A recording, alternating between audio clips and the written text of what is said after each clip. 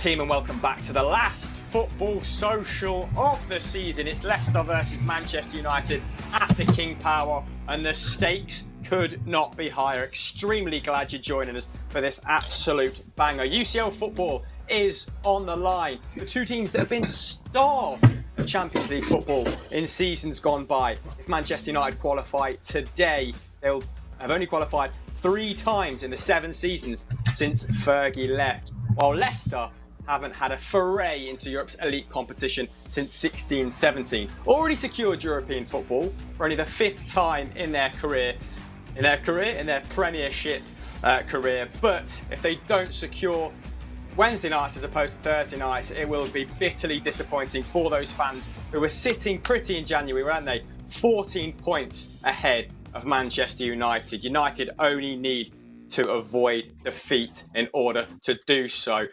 This could have huge consequences, such as things on recruitment and the like. And we have recruited a star lineup for you today. We're joined by 5-time Premier League champion and 1-time Champions League winner. It's Mikael Silvestre. How are you, sir? Very good, thanks. And you guys? Oh, I'm very good. All the better for you joining us. How are you feeling about today? Feel pretty confident, because the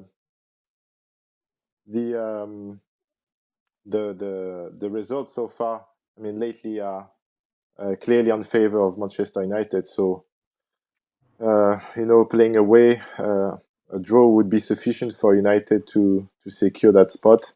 I'm pretty confident they can do the job today. Hopefully they can do it. Yeah, and to really beef out the Manchester United ranks, we have Michael McCubbin, my favourite Manchester supporting member of Football Daily. Sorry, Joseph, that is the truth. How are you feeling about today? Manchester United actually unbeaten against Leicester in their last 10 fixtures, Mike. Yeah, I don't think they've lost to them at the King Power since that 5-3 back in 2014 as well. So that's a good omen, but considering the last few performances from United, I can't help but feel a little nervous. Not good enough against West Ham. Obviously not good enough against Chelsea in the FA Cup either. But looking at that Leicester back line, it is pretty weak. Not many of their regular starters are fit enough, are there? So yeah, like Mikael, I think I'm quietly confident about today. Lovely stuff. And we're obviously rounding off the show, the man who's always confident of a 3-3 result coming in. Will Brazier, our last show of the season. Got to leave it all out on the field, mate. Yeah, straight in there, just getting in their faces and letting them know we're here straight away. I'll be in Social Corner. You get at me, at Football Daily, at Graham, using the hashtag TFS. I'll read the best questions out. And there's 20 teams in the Premier League. 3 of them could be going down today. Aston Villa, Watford and Bournemouth. The permutations are unreal, and I'll be keeping up to date with that as well. Yeah, exactly. Today's show, not only about the Champions League, mainly, but not only. Will would, of course, love to see Aston Villa go down. Let's have a look at the bottom of the table and those permutations that Will was just speaking about. Okay, all to play for from 17th to 15th.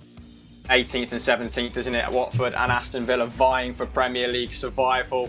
And as Will said, he'll keep you updated on all the scores as the matches progress.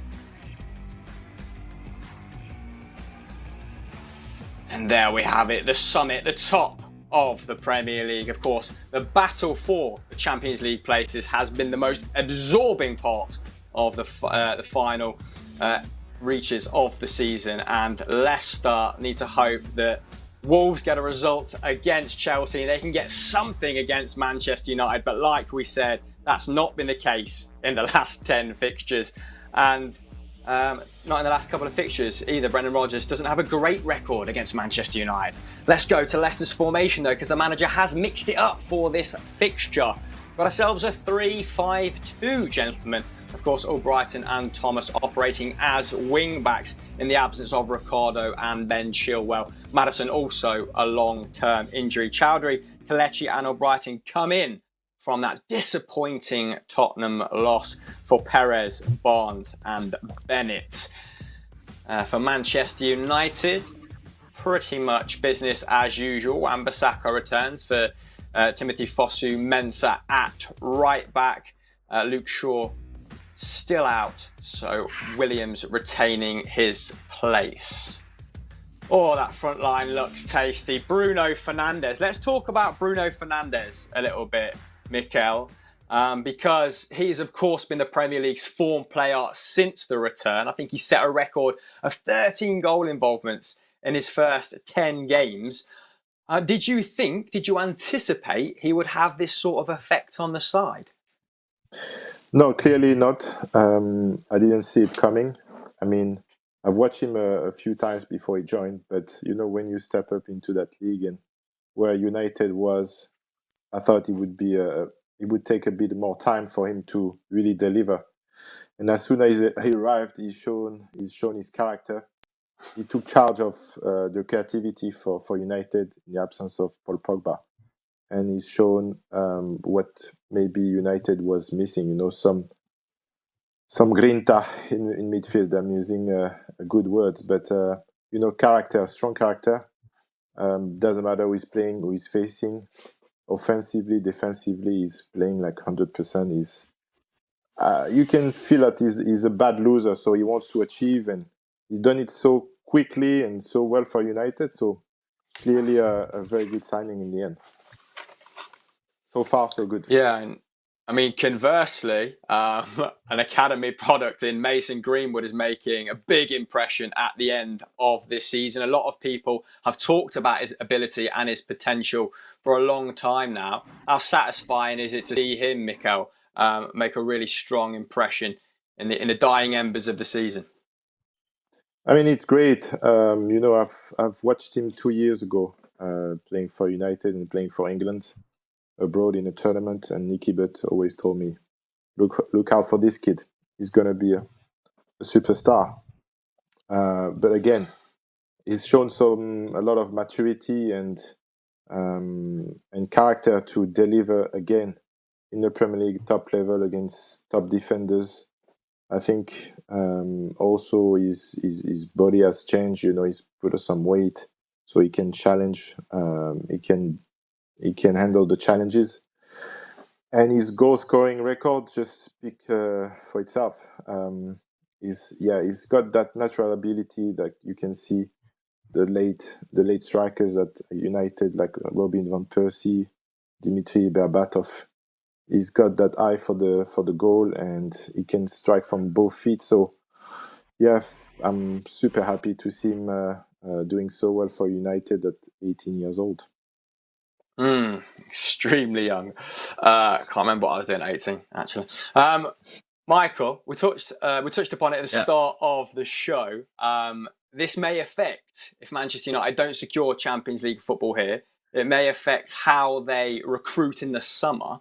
And of course, Jadon Sancho has been talked about as a target for quite some time now. But do you buy into this, that sort of United's progression hinges on qualifying for the Champions League today?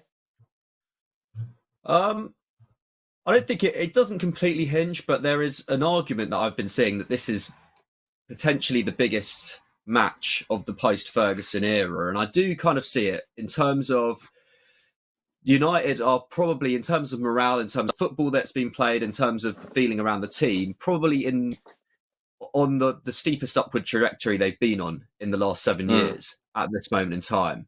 And in terms of striking while the iron's hot and securing the services of one of the top young players in world football in Jadon Sancho, securing Champions League football from a financial standpoint and from the standpoint of, being able to persuade him to join United, although from what we've heard that he's pretty keen on it. I think it's massively important, and also just in staking United out as a team that are going to be consistently challenging in Europe for years to come. Because I think on the basis of the last 8 games, United very much look like a team that can consistently qualify for the Champions League. So I think making that happen, obviously the financial benefit as well. I think it's massive. It really is massive. Even if Jadon Sancho can be secured anyway. I think having that Champions League football next year only makes United a stronger proposition going into the January transfer window, going into next summer's transfer window.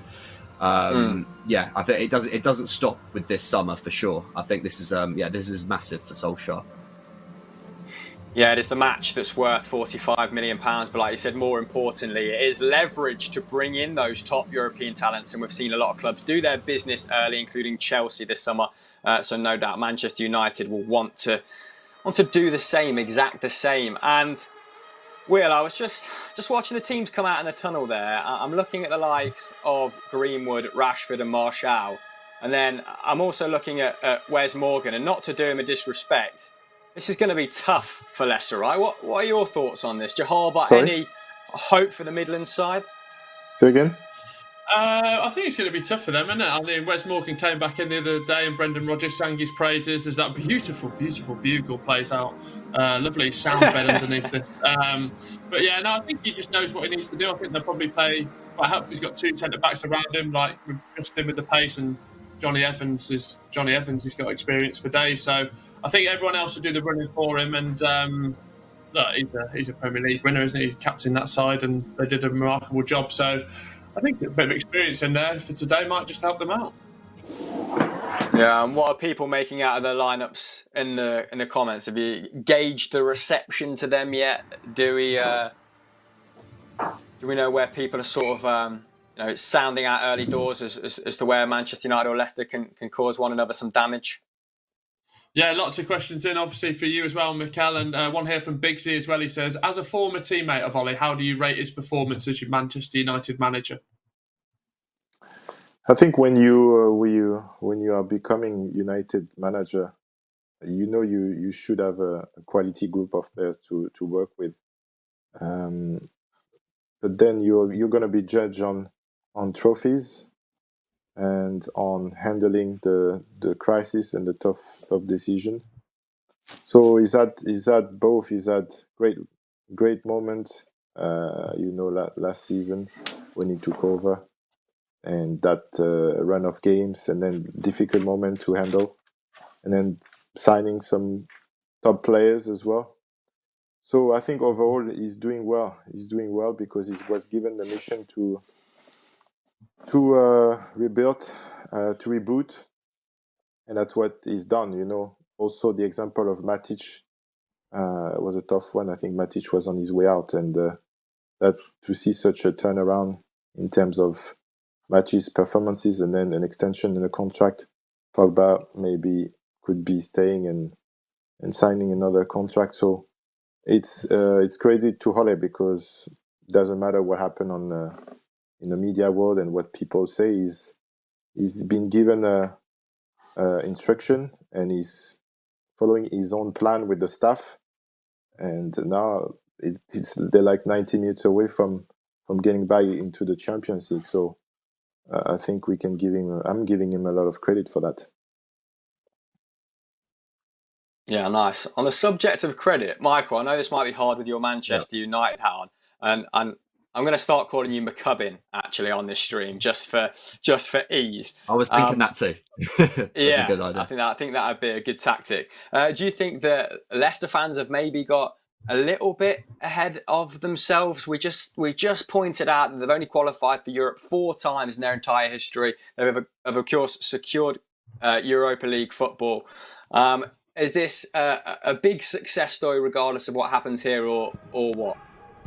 Yeah, I think so. Like, look, Leicester were really on fire at the start of the season, weren't they? And I don't think it was ever going to last that long, considering their lack of depth in the squad. Considering also that there were a few results that probably flattered them a little bit at the start of the season as well. So I think that there was maybe some unrealistic expectations kind of halfway through the season. Some people even thinking that they could challenge Liverpool at the top, which, despite the relatively small points difference in those first few months, I think was very, very far-fetched to say the least. But yeah, I don't think Leicester fans can complain too much. Like the top of the Premier League has never been so competitive. So even to miss out on Champions League football would not be a disaster. They're still finishing above Arsenal, they're still finishing above Spurs. They're still going to finish above Wolves as well. So yeah, I mean, their place in that kind of top 6 is very much solidified this year. And in 18 months of Brendan Rodgers, that's really positive. Hey. Ooh, is that a penalty? No, Offside. offside. Okay. An extremely ambitious McCall from McCubbin at the start of the show. He wants a penalty already. He wants first blood. He wants first blood, Mikael. Narrowly offside. But Manchester United threatening, and they've done this in the last couple of games against Leicester. We said earlier, Marcus Rashford had scored twice against Leicester in his last 2 appearances in the first 10 minutes. But before we go any further, gentlemen, let's have a price boost from our sponsors, Sky Bet. It's only polite of us. And we have a series of them, in fact. Fernandes to score from outside the area, maybe my favourite from that selection, was 9-1, now 10-1. And we do know he's taking over 2 shots from outside the area because of an excellent script that Michael McCubbin produced on a video that might be going live very soon on Football Daily. Rashford to score a brace and Maguire to score a header. So they favour the bets. They favour a Manchester United victory. But let us know what you think. Odds accurate at the time of recording. You have to be 18 plus to play along. Terms and conditions apply. Leicester fans as well. We don't have to talk amongst ourselves about Leicester's season. Let us know what you think in the comments below. Get your thoughts and feelings on finishing potentially 4th or 5th to Will, and he'll go through the motions for you later. But Will, let's have a couple more questions then to ease us into this game as Leicester ease their way out of danger. Yeah, Mikael, speaking of Leicester, I saw an interview yesterday with Kasper Schmeichel and lots of questions in about whether finishing 5th, obviously if the results don't go the right way for them, would be a successful season. Yeah, I think so. It would be a successful season, Most of the time, there is a correlation between wages, budget, and your position in the league table at the end of the season. So, Leicester has been overachieving this year. Credit to the manager and to the team and the staff. Vardy, Golden Boot probably today. We will see. But yeah, they've done extremely well. I like the way they play. They are a fun team to watch playing. So it's they're bringing a lot to the Premier League. Leicester is not a massive club, but on the pitch they've been challenging with the top teams. They've lost ground on United after the restart, but overall this season I think they will end up above what people were expecting at the beginning of the season, because we are talking about Spurs, about Arsenal, and now they're above those teams. Yeah, absolutely. My ability to manage this, gentlemen, I'm going to be brutally honest with you at the start of the show. I am heavily invested in Leicester victory, so if I go quiet, just give me a prod, all right? Goes to the guys in the studio as well. Manchester United having most of the positive possession in these opening exchanges. They've forced a corner here. Leicester, I'm seeing Albrighton pump the ball to Vardy like it's 15-16 again, but we'll see if they can adopt a new tack moving forward. McCubbs, where do you think the most damage can be done here from a Manchester United perspective? I think on either wing, to be honest. Obviously, Rashford has been excellent this season, probably United's best player all season, I think it's fair to say at this point. And obviously, Leicester are fairly weak there, without their key men in those areas. What's going on here? Oh, Will? hello. Goal at the bottom. Watford have conceded a penalty already, and Aubameyang has scored for Arsenal, which makes life a lot easier for Aston Villa and gives Bournemouth a very, very good chance of staying up if results go their way. So Arsenal 1, Watford 0. After about 2 minutes, I think the penalty was given. So, not the best start if you're a Watford fan in the Cajonas derby. That was very reminiscent of season 1 of the Football Social there, Will. You shouting goal, mate. I got nostalgic then. Shivers, mate. Pure shivers.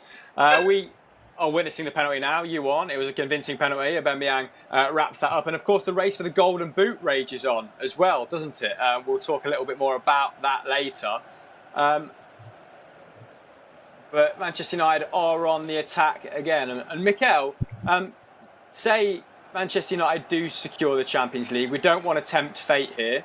But where do you think they need to strengthen in order to progress as a side? It's not really, for me, I'm not going to judge where they need to do it. I know what they're looking for. No, you're the director of football now. I've just heard from Ed Woodward.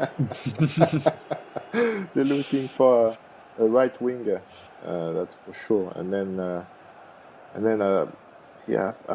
think this squad is ready to compete with Liverpool and City next season. If Interesting. They keep the that squad, form, as it stands, gets your seal of approval. Yeah, I think those players need to be given more time to really perform better and get the consistency, because sometimes it's been on and off. But to stay up there and compete with the top ones, you can't have off days. And that's what they're missing at the moment. But the more they play together, I think they will get there. They have a chance at least to get there. So it's nice. Not going to be an overall... it might be 2 or 3 players coming, but okay. Jadon Sancho's been linked to the club for a while now, but his price tag make it difficult. So yeah, that's definitely one area where the club is actively looking for the right player to fill in. Well, Harry Maguire was the right man to step in there, alleviating a Manchester United defence of some pressure. Mikael, is it in a way easier to play against former teammates? I'm talking about Maguire and Vardy here, given that Maguire might know his teammates' game, or he likely does know his teammates' game inside out. Did you have any experiences with that? Did you find it easier at all? Yeah, sure. I've been playing against Thierry Henry for many times. And I know Thierry from the age of 16. We've been playing youth national football together, under 18, under 20s.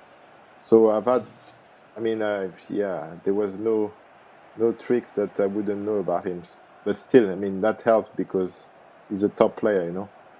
So it was always a great challenge. But that definitely is something that you use. You know your teammates, your former teammates' weaknesses and strengths. So you need to show your intelligence and use it. Vardy knows. Oh. I'm not sure Maguire was showing his intelligence there, Mikael. He's just come straight through the back of Kelechi and he's picked up a yellow card for his endeavours. Under 10 minutes, McCubbin, and Maguire being on a yellow card against the likes of Jamie Vardy. That doesn't bode great. No, that's not what we need at all. Obviously, Maguire's been a real leadership figure at the back this season. He's been pretty composed in most games. Obviously, he's prone to the odd mistake here and there, and he's been picked up on that. But all in all, he's improved that defence so much this and you saw it on was far and away in play. Considering that Leicester are looking quite dangerous actually in these opening stages, that's not good at all. But he's a mature enough guy. I back him to see out the rest of the game with hopefully fairly few problems. Yeah, they're passing out from the back very confidently here. Leicester. I just worry about Leicester without Maddison, and we can talk about how hard it is trying to play without someone of his calibre very shortly. But let's go over to Social Corner to see what you guys are saying at home. Do you want a goals update, Chris? Well, you're getting one. Liverpool are losing to Newcastle United after 13 seconds. The White Gale. Prolific Championship striker. Wow. Maybe not the best Premier League striker, but he's got the chances to do that. And, it's been ruled out. Norwich were 1-0 playing Man City, but it's been VAR'd, as they call it in the business. So that's back to 0-0. Maybe there's a little hangover there from Liverpool and Manchester City. But yeah, plenty of questions flying in. Get your hashtags in. Get your questions in on the hashtag TFS. Giles Smith said, would missing out on the Champions League be a disaster for Manchester United? Let's start with you, Mikael. Yeah, it would be. It would be a big blow. But look, again, there is another way to get there, which the club did already, which is winning the Europa League. But no, it would be a disaster. I think you guys touched on that. I think the team is at a tipping point where they need to go back into the Champions League, simply because that's a standard for Manchester United. If they want to stay with the Barcelona, the Real Madrid, the Juventus of this world, they need to be there every season. So it's really important they go back. Not only they go back, because going back into the Champions League and not feature and not reach the quarter-final, the semi-final is not good enough. So there is a lot to be done still. But yeah, it's a massive game. It is a massive game for Manchester United. Oh, I'm hearing cries of anguish from Will Brazier. What just happened, buddy? Yeah, West Ham through on goal. Lovely ball over the top by Diop. Antonio splits the centre-backs, brings it down beautifully on his right. 1-on-1 with Pepe Reina. The form he's in, you put your mortgage on. I haven't got one, thank God, because he missed, and it's still 0-0 at the London Stadium. There we have it. It's a save, I think. Was it a save? Pepe Reina rolling back the years. Pepe Reina rolling back the years, indeed. Just to continue our conversation about Harry Maguire, Mikael. Now, of course, he arrived to much fanfare and for a lot of money. What have you made of his season? Because I think he's unfairly criticised in some quarters. What are your thoughts on Harry Maguire and his debut campaign at United as a centre-back? Look, clearly the back four needed a leader, someone to solidify and stop conceding goals. So I think the team has improved in that way. Still, as a unit, they need some work to be done. I mean, Wan-Bissaka is new as well to this level. So the more they play together, the better. It's going to take some time. But for Harry, he's a tough defender. Wow. I think they still. Oh, no. Wow, what was that? Wilfred Ndidi narrowly over. Yeah. From the edge of the box after Matic ceded possession.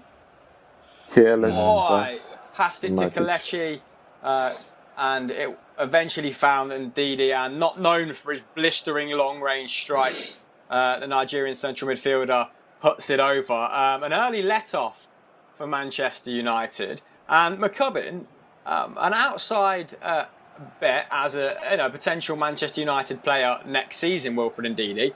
A lot of people have spoke about him as the player to sort of unlock Pogba's full potential, so he doesn't have to be the one at the base of the midfield. What would you make in regards to spending, 60, 70 million on a player like Wilfred Ndidi? Oh, I'd 100% back it. I was really keen for United to go in for him last summer. I mean, in some ways, it's probably better that he had that extra year at Leicester, just because he's solidified his place further, I guess. He's playing with more developed midfielders now in Yuri Tielemans and James Maddison ahead of him. So he's come on a lot, especially in his ball playing this season. There's no doubt about it. He's one of the top midfielders in Europe for me.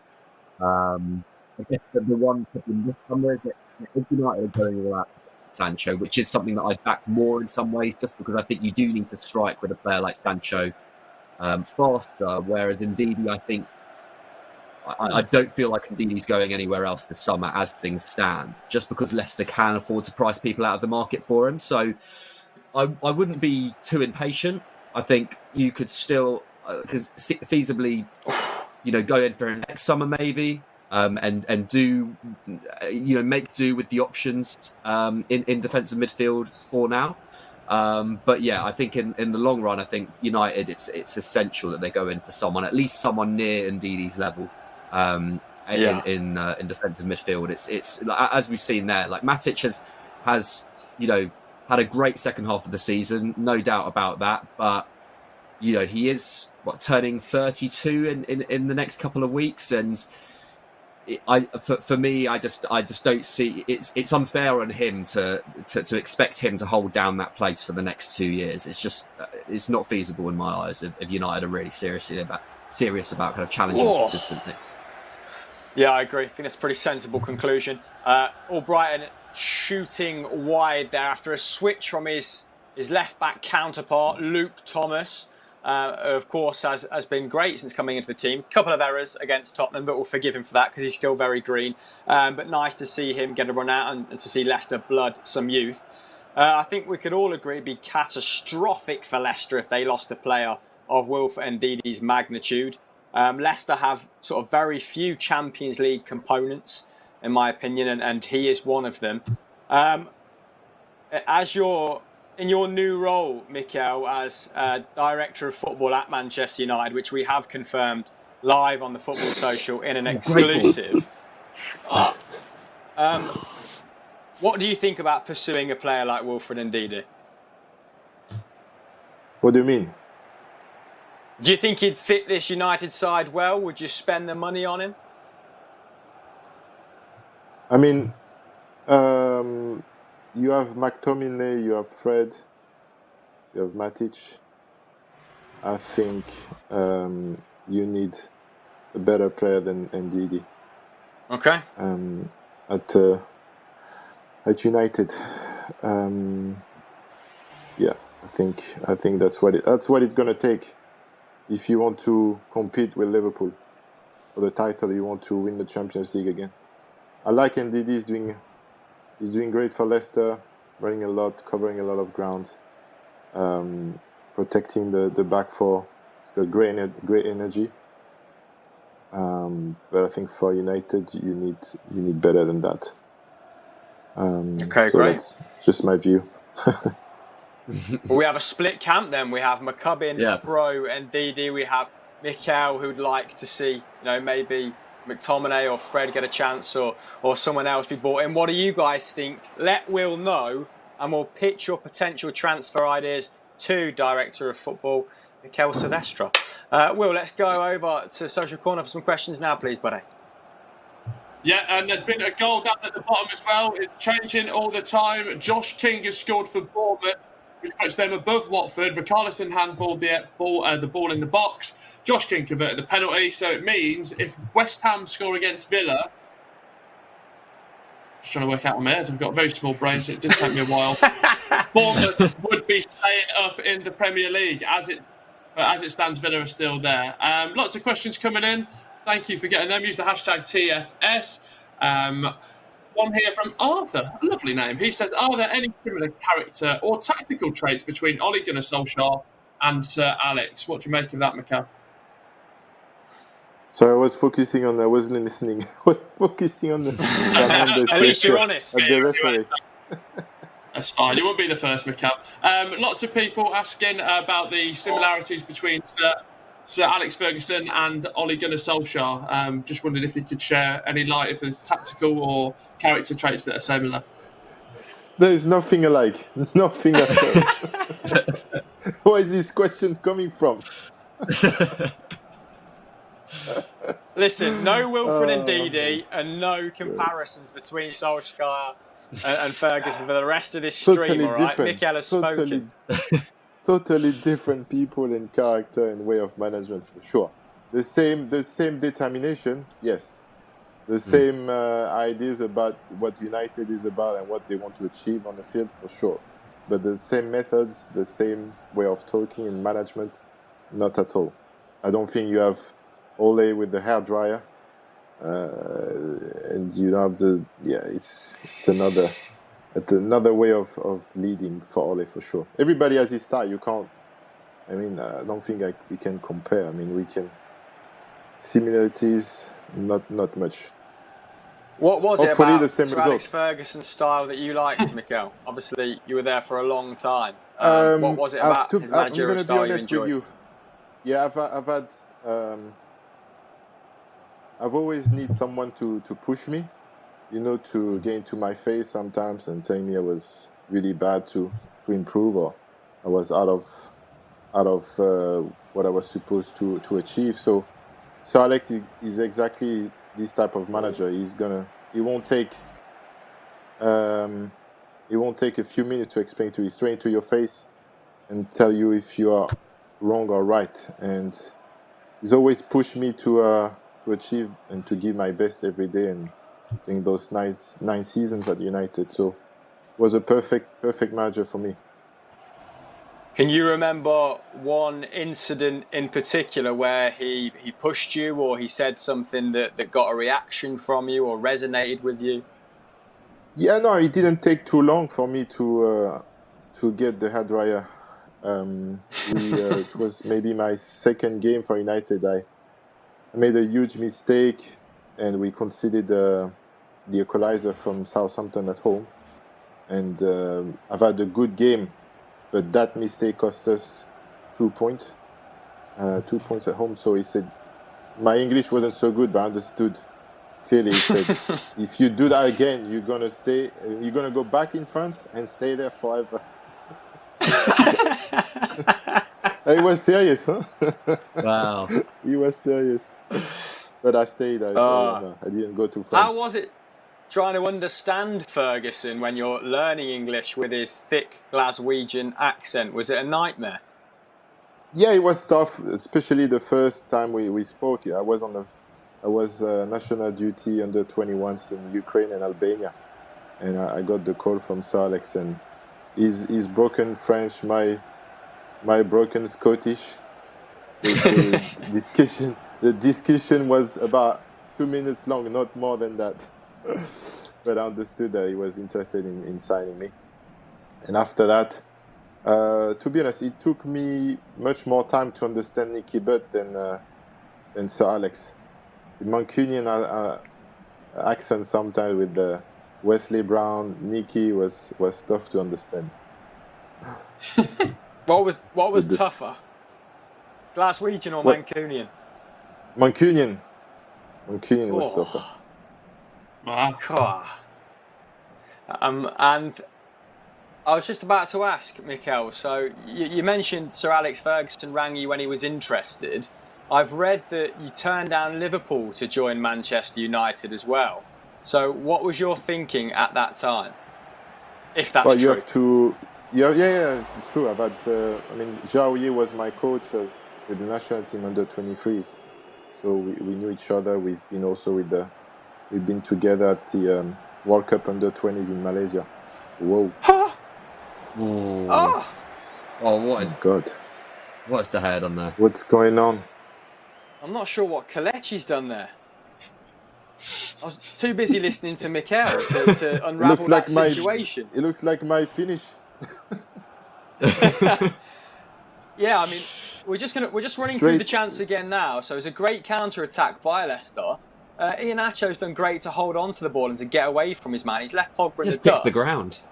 And then you see, that's why we need Ndidi. Yeah. Oh wow, It's true.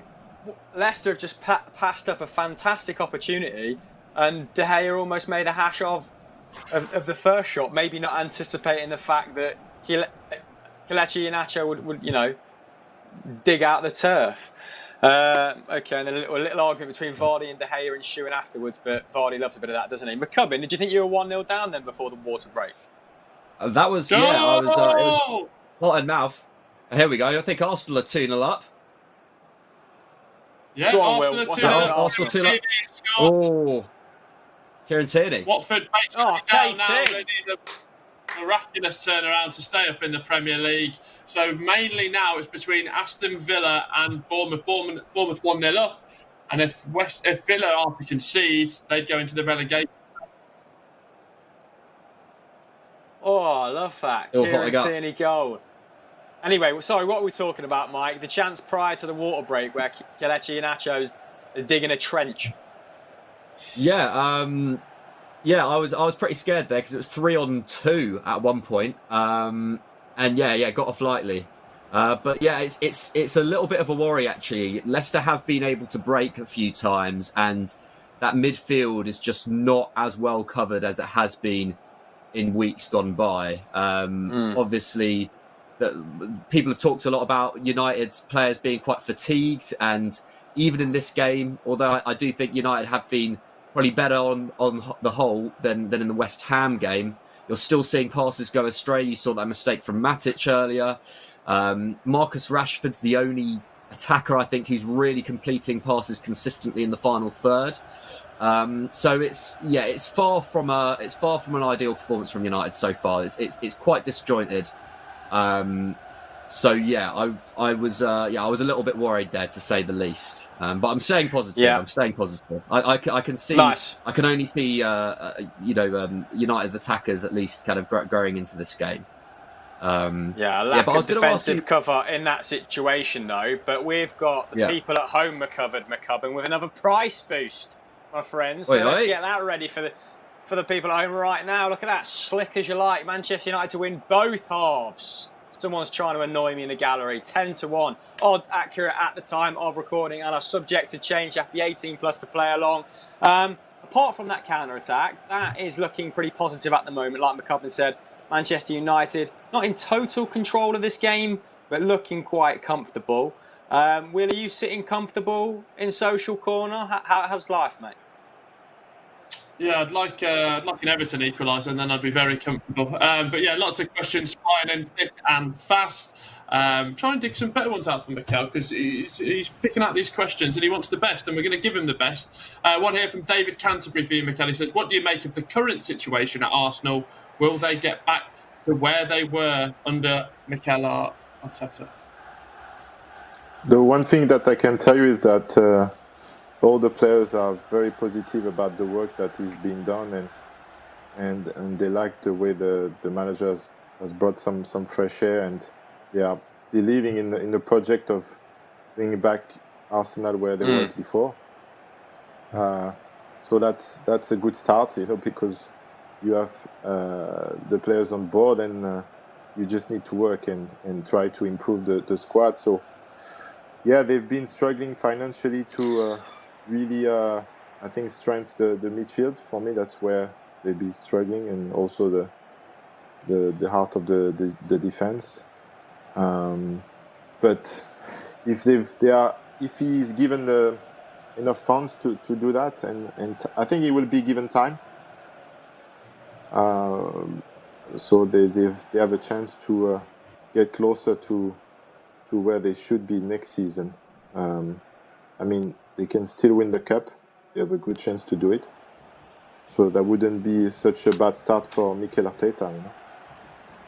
But again, it's a consistency for these teams to get to, because right now at the top level, City and Liverpool have been consistent. There's only 2 or 3 blips per season.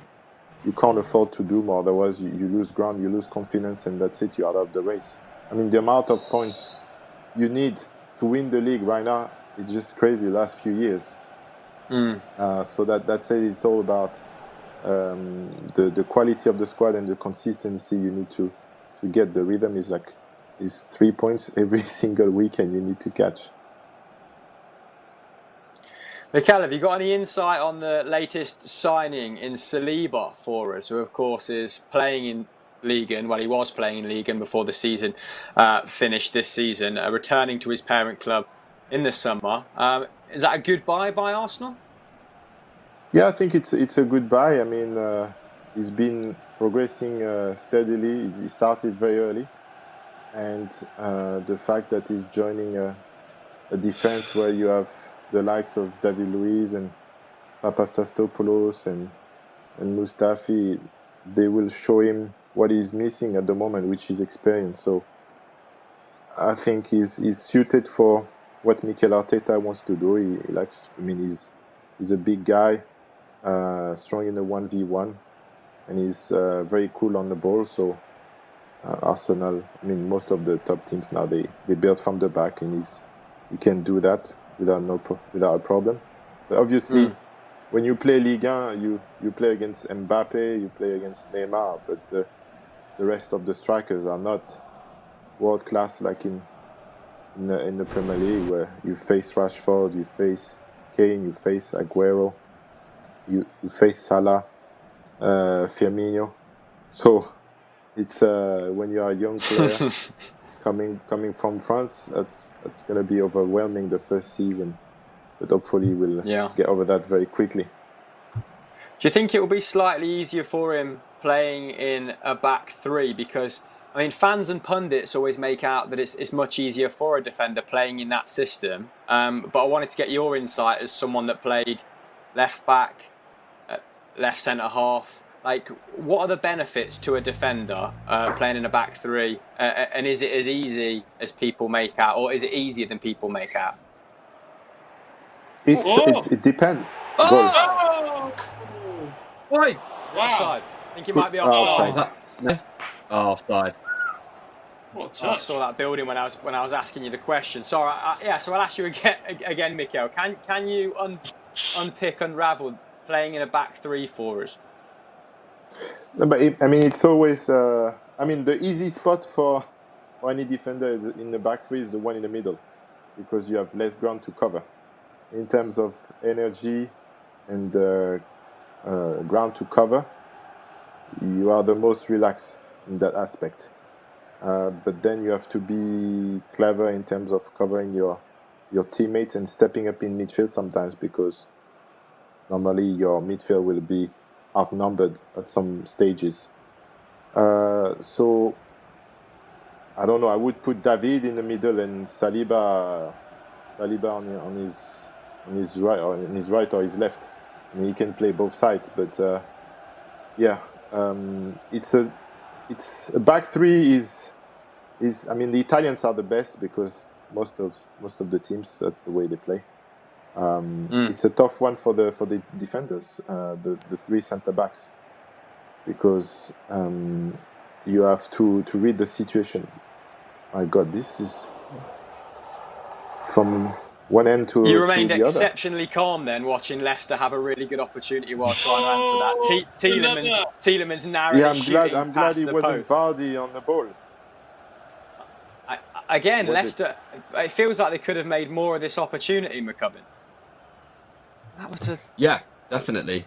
It seems to just be falling. I mean, they're just getting these kind of opportunities on the edge of the box. You would have thought maybe they'd try to build up more and try and find kind of Kelechi or Vardy in a better position there, but also it felt like De Gea didn't necessarily have that covered despite the ball moving at such a slow pace. Absolute so that's a little bit of a worry. So it is slightly worrying. I think United to kind of make a bit more of a statement in these final 10 minutes. I don't think Pogba or Bruno are having their best game at the moment. Not really seen them involved enough. That Leicester are cutting through that midfield quite easy. It does feel like that kind of that five that Leicester have are kind of outnumbering them. And I think it's just Pogba and Matic to deal with them on the break. So United really need to find some get some more meaningful possession. I think next 10 minutes. Yeah, the water break has been the water break's been really good for Leicester, hasn't it? Bruno Fernandes now down on the floor, taking his boot off. Looks to be a tackle from James Justin that's caused the damage, but hopefully it's not lasting. Bruno Fernandes, like we said, has been excellent, and McCubbin and Mikael definitely looking to him in this game to make the difference, as you probably are at home if you're a Manchester United fan. Just to touch back on that conversation about back threes, Mikael, you obviously played with Jaap Stam, you played with Wes Brown in a two. Who was your favourite defensive partner? Who did you have the best chemistry with?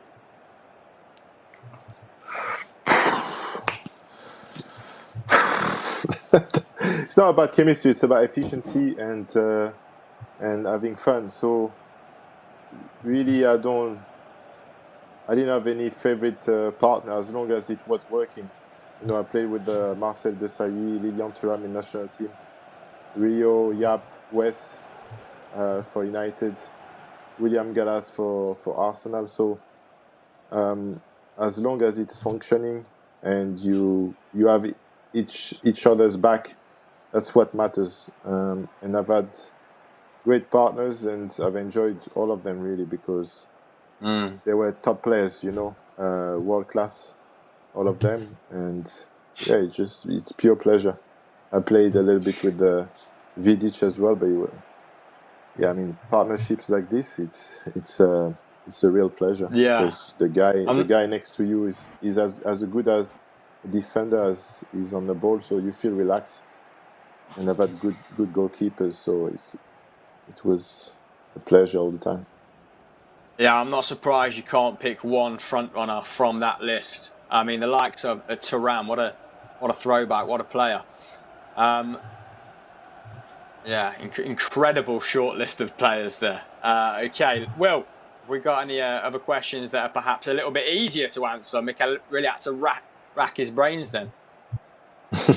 Yeah, there's lots of goals flying as well. Arsenal 3-0 up now, which basically condemns Watford to Championship football next season. And Aubameyang has scored 2, which puts him level for the Golden Boot at the moment. So Danny Ings hopefully will have something to say about that if you're a Saints fan. And the questions are still flying in thick and fast. Here's one for you, Mikael. It is from Fernando, and he says, Vardy versus Maguire today, is it hard or easy when you come up against the former teammate as you know their game inside out? We've had this question before, no? Didn't we? Anyway, I'll answer again. We did. I actually asked that, but it wasn't. Obviously, me and a very intelligent fan are on the same wavelength, Mikael. Mikael, I'm going to answer for him. He said it was easier. Yeah. Yeah. I've only got one job, and I'm doing that pretty badly, so I'll find some other questions for you right now. They are flying in thick and fast, like I said. As a Frenchman, would you like to see Mbappe move to the Premier League, Mikael?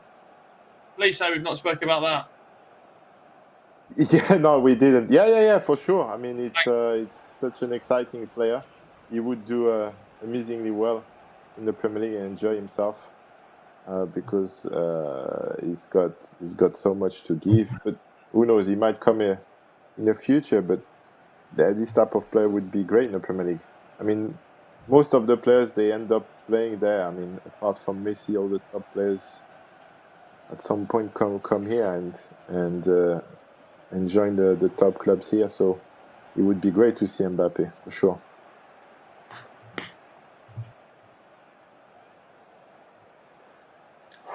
I mean, we listed off some of the defensive talent you played with, Mikael, but who did you find the hardest man to deal with in attack? And that question stretches to training with Manchester United as well. The hardest player to defend against. Yeah, and who was in a match situation and in training with Manchester United. Right. So you mean a United player? Yeah, sure. Let's start with who was the hardest to mark in training. I think Giggsy was unstoppable. Yeah, unstoppable Giggsy when he was on the ball. I mean, left, right, just natural ability to maneuver the ball. And because he's been there the entire time I was there, I can tell you that it was, impossible to stop him. Definitely.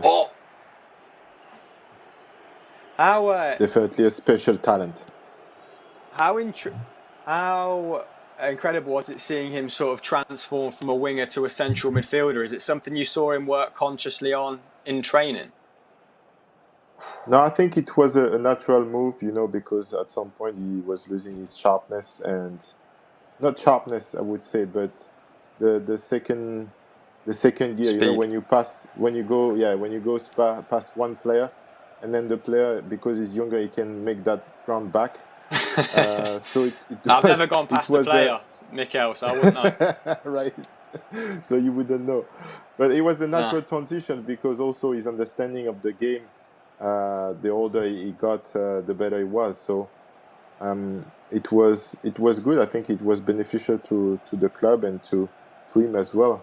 His longevity was incredible, and because he understood that position, I mean, he's had enough time to look at Roy Keane, Paul Scholes, finish. Oh. Come on.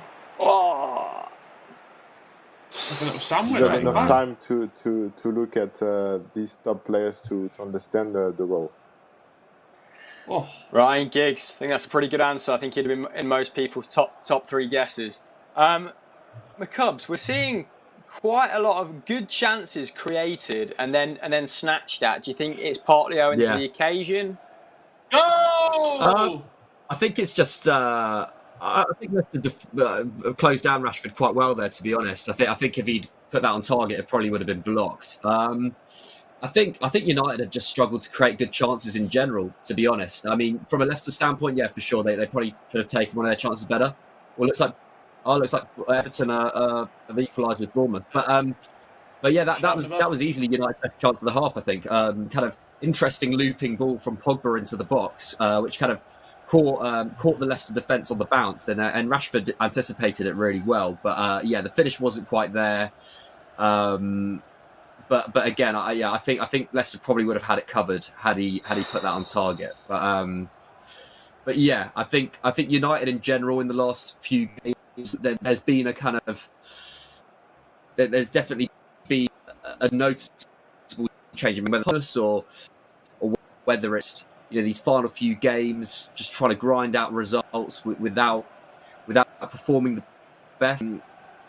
I think it's a little bit of both. Again, a lot of these teams, have really been tested in the last few weeks, and I think that's definitely shown with United. But perhaps I think it's been more noticeable with United because just how good they were at the start of the restart. I think in any other point of the season we just see this as a little blip and wouldn't be worried much. But I think just because the stakes are so high and because of how good United have been in recent weeks, performances like this have worried people a little bit more. But I think it's heartening to see a chance like that created. It's nice to see Marcus operating in central areas as well. So yeah, like before, staying positive. But Mikael, I was gonna ask. Obviously, you played in some of the great United teams, and in games like this. What would Sir Alex Ferguson be saying at half time if you were a part of a performance like this in such an important game? Take your chances. This is not good enough. That's it. You have to score. Fair. You have to score to take control. It's really important. And they've had half chances. There was an offside. I mean, this kid, no, not this time. Yeah. You need to score. Take your chance. It's really important. It's crucial. Crucial game like this, you're not gonna get a lot of chances. So you need to make sure you score. So that's why Anthony and Rashi and Greenwood, they need to do that. And when you I like to go on, McCubbin. No, I was going to say, at time in these kind of games, would Ferguson often be? It would be that simple. It would just be like get that goal, or would he go quite detailed kind of tactical changes he wanted to make, or was it very much about just motivating the players, letting them know it's not been good enough so far? Yeah, no, the players that would underperform or having some mistakes would be told off, and they would have to readjust quickly. Otherwise, they would be off. But sometimes you wouldn't be given the benefit of starting again the second half straight off. Sometimes managers are afraid to have this type of decision. It can be anybody, it can be the best player of your team. Post. That did look like the post, didn't it? 3 minutes of added time here. We're watching Manchester United put together a series of attacks against Leicester, whose defending looks a lot more frenetic.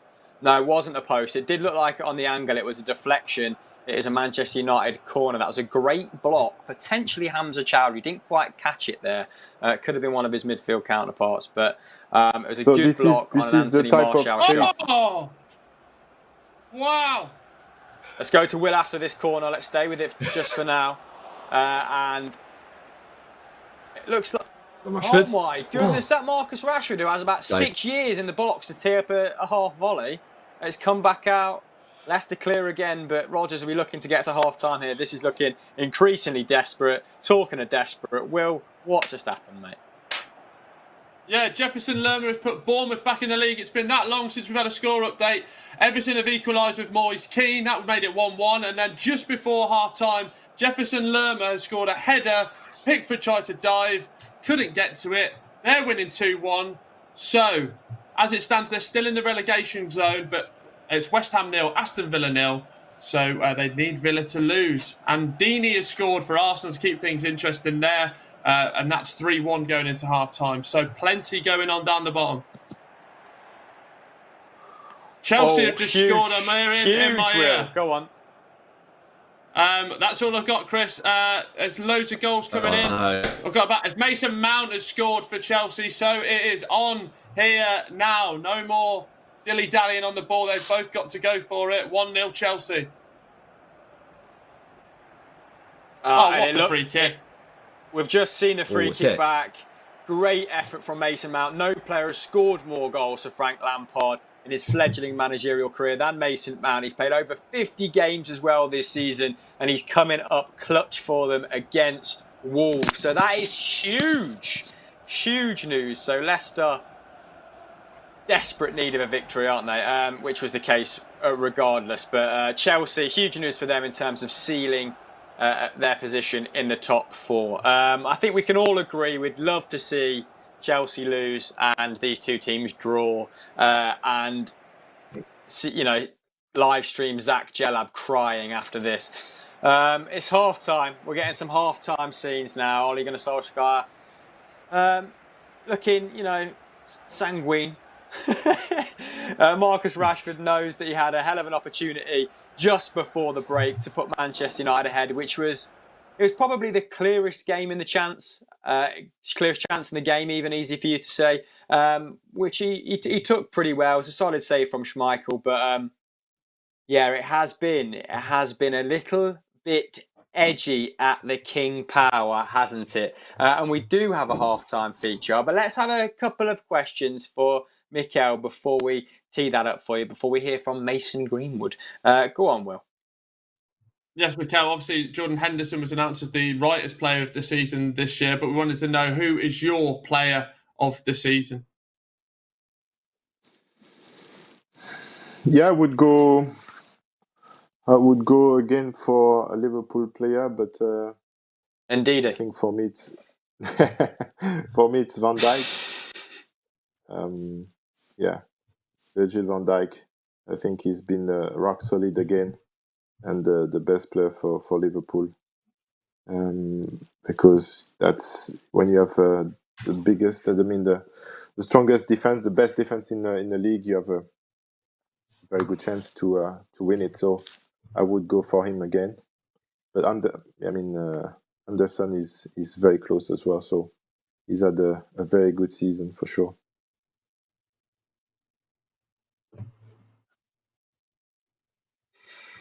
Okay, let's take it away then to Mason Mount for a half-time feature. Mason Mount, Mason Greenwood even. I've just ruined all the anticipation for that, haven't I? Let's go to Mason Greenwood. Mason, let's start with what you're doing at the moment is basically living out every 18-year-old's dream, playing for Manchester United, but doing it very, very well. What's it been like for you? It's been a challenge really, coming back from obviously the big long break, but I've just got the right people around me. I've got the manager and my teammates, so I feel like with their help I'm just doing the best I can and obviously performing on the pitch and just enjoying my game really. It's been a little while since you made your debut now for Manchester United, but it's only been relatively recently that you have become a starter and really established yourself. The attention that you seem to have got overnight, was it hard to deal with? I don't really pay too much attention for like all the talk and stuff, like the media after the games. I'm just, like all the lads here, they're just well grounded and just concentrate on the next games, really. Like once we finish the game on the weekend, we'll analyse it and stuff, go over it, but the stuff in the media doesn't really like caught my eye to any attention, really. Let's talk about what it's like then on the pitch, because you've become part of this very dynamic front three. How much fun is it being one of those three? Yeah, obviously it's amazing. I've been watching Marcus and Anthony as in the academy, so to be playing alongside them now and just be playing as a front three, obviously it means a lot to me, and just because they're very, very good players, and it's just a nice positive vibe to be around and play with. Marcus has taken quite a similar path to you. What's it like having him there, setting an example? Maybe like, does he give you advice? Yeah, obviously he's a role model to me.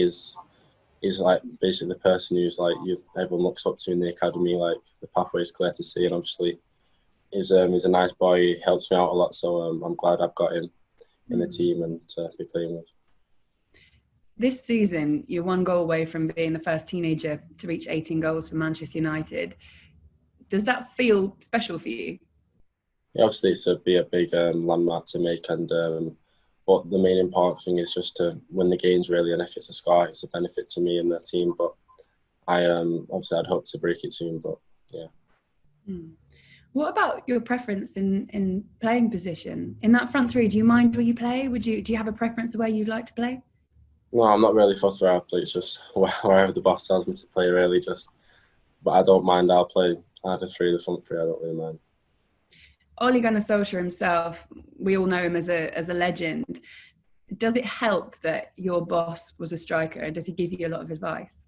Yeah, obviously it's a benefit for all the attackers really in the club, because he knows what he's doing. He's done it for United, and obviously gives advice before the game and like after training and stuff like that. So it's a big benefit to have a manager who's obviously played for United and obviously been a striker at United as well. Do you ever go to him with specific questions and you think, of all the people that you could ask, Ollie's probably the best one? Yeah, he's one of the best ones. He's done it all for United, really. He's won cups, he's scored goals, so it's very good to have as a manager, really. Obviously he's a role model to all of us, because he's obviously done it, hasn't he? So it's good to have. A lot of people, from the minute you started playing and they could see what you were like, were comparing you to Robin van Persie and your technique when you're striking the ball. Is it an honour, like when you hear those comparisons? Yeah, it's nice to hear comparisons to him, really, because he's been at United as well. He's been a top forward, but I want to make my own pathway. I want to be my own player, but obviously to be talked about like him, it's obviously it's nice to hear. What is your strongest foot? I'd say left, in my opinion.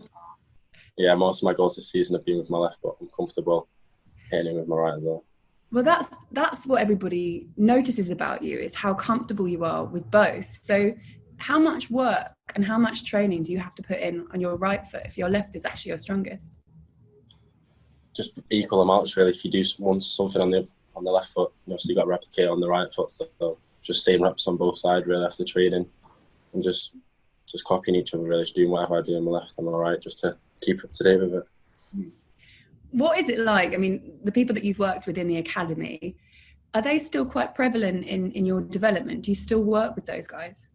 Yeah, obviously you see them around the training ground, and we obviously get messages after games and before games, and they're all important to me, because without all the staff in the academy, I wouldn't have been here today. So I always remember my grassroots, really, and where I've come from, and obviously it's good to see him every day and just stop and have a little conversation with him. So it's good. While you're living the dream, you're scoring these ridiculous goals, left foot, right foot, all sorts of different ways. Is it that transition to Premier League football? Do you feel like you're just slotting right in quite comfortably? Yeah, I'd like to say I'm slotting in comfortably, but obviously the league's hard. The teams in the league are very good, so every game's different. There's not many easy games in the league. Every single game's a hard game, so it's hard to sometimes get into it early on straight away, but when you play a couple of games, you're more relaxed and more focused, and it's easy from there. Nice.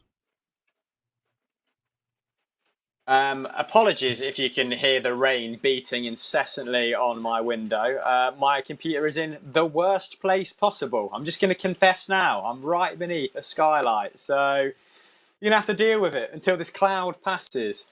And there's a cloud over the stream at the minute because Mikael's disappeared. But we will find him. We have guys in the studio with particular skill sets, a little bit like Liam Neeson, who will find him and they'll reconnect him. Will, anyway, what is Social Corner saying? Have we got any Manchester United specific questions for McCubbin? Keep us ticking over. Well, I was going to fly the other way, actually, with Chelsea 2-0 up and not many people predicting it at the start of the season, McCubbin. How do you rate Frank Lampard's job as Chelsea manager for this first season? Yeah, I think I don't think anyone can really complain too much. I think Chelsea could have been better at points this season for sure. I think the defence and especially the goalkeeper position's been a little bit troubled. But considering lost Hazard obviously last summer, limited time in the transfer market as well. I think that the signings that they did make in Kovacic, he's been brilliant. Yeah, I think Lampard's done a really good job. I think it's tough to judge whether he'll actually be able to take this Chelsea team to the next level yet. But similar to Solskjaer and Arteta, clearly he's popular with the players. He's a decent manager, and he's managed to improve some of those young players, especially Mason Mount, who's been excellent since the restart. So yeah, I think as first seasons go, I think he's passed, and if he can get Champions League football as looks likely now, he's done more than what was expected of him. Yeah, nice. Similar sentiments really about Chelsea, Will. So I mean, it's really interesting to see that Frank Lampard has actually improved their underlying numbers from a statistical point of view, which we obviously like to look in on Football Daily. I don't think many of us anticipated him particularly improving the attack, for example. They're having more shots under Frank Lampard than they are Sarri, which is fascinating, and facing fewer shots. So they're a really complete side at the moment. So he's definitely performed above expectation. But I do agree with Jamie Carragher in that their progress is probably limited if they keep Kepa in goal, whose save percentage is absolutely woeful. Now, Mikael, you played exclusively with wonderful goalkeepers. Well, maybe not, throughout your Manchester United career.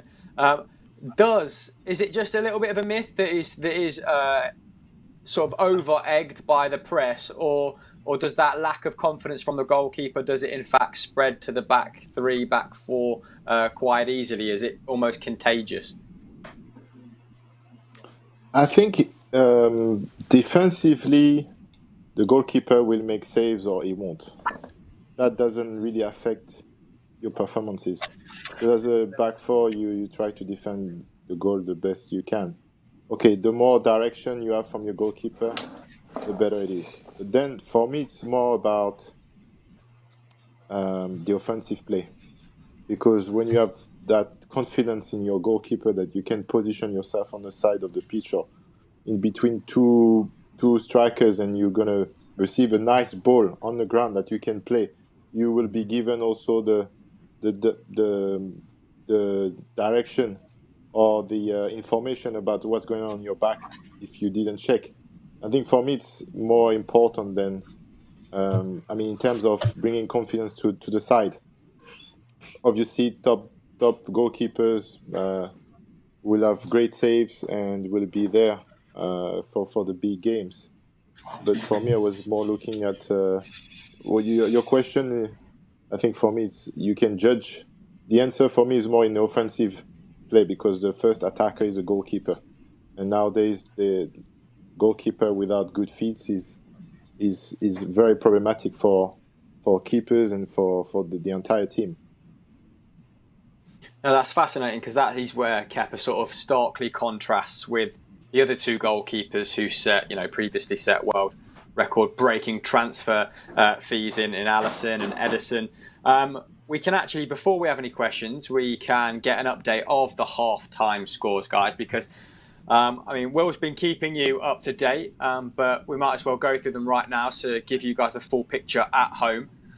So Watford, of course, losing to Arsenal. Perhaps one of the more interesting scorelines is Chelsea 2, Wolves 0. We spoke about the Mason Mount free kick, but Giroud added to Chelsea's total shortly before the whistle was blown. And Everton are now again trailing to Bournemouth, who are putting in an incredible shift at Goodison on match day 38. And Norwich's lead over Manchester City was very fleeting and never to be seen again. Let's have a half-time price boost then. Okay, so we're revisiting some of our previous price boosts, and there's some new ones in there for good measure as well. We have Vardy to score the first goal, who's not really had a sniff, actually. Leicester's main attacking threat, well, not attacking threat, Leicester's best opportunities coming from Ndidi and Tielemans in the midfield with sort of speculative efforts. Greenwood to score the first goal. Fernandes to score a penalty. Chowdhury to be carded. Now, I'm a big fan of Chowdhury, but he does love a yellow card, doesn't he? That was 3-1, now 7-2. He's definitely added some energy to Leicester's midfield. He's been snapping into tackles, as to be expected. And Maguire to be sent off. Of course, he did get yellow carded in the first half, very early doors. That's now 10-1, odds accurate at the time of recording, and are subject to change. We're seeing live pictures from the King Power now. Leicester coming out of the pitch nice and early. Oh, Manchester United already out there. So both teams out there chomping at the bit to secure Champions League football. Ready, which is, of course, the slogan of Rangers Football Club.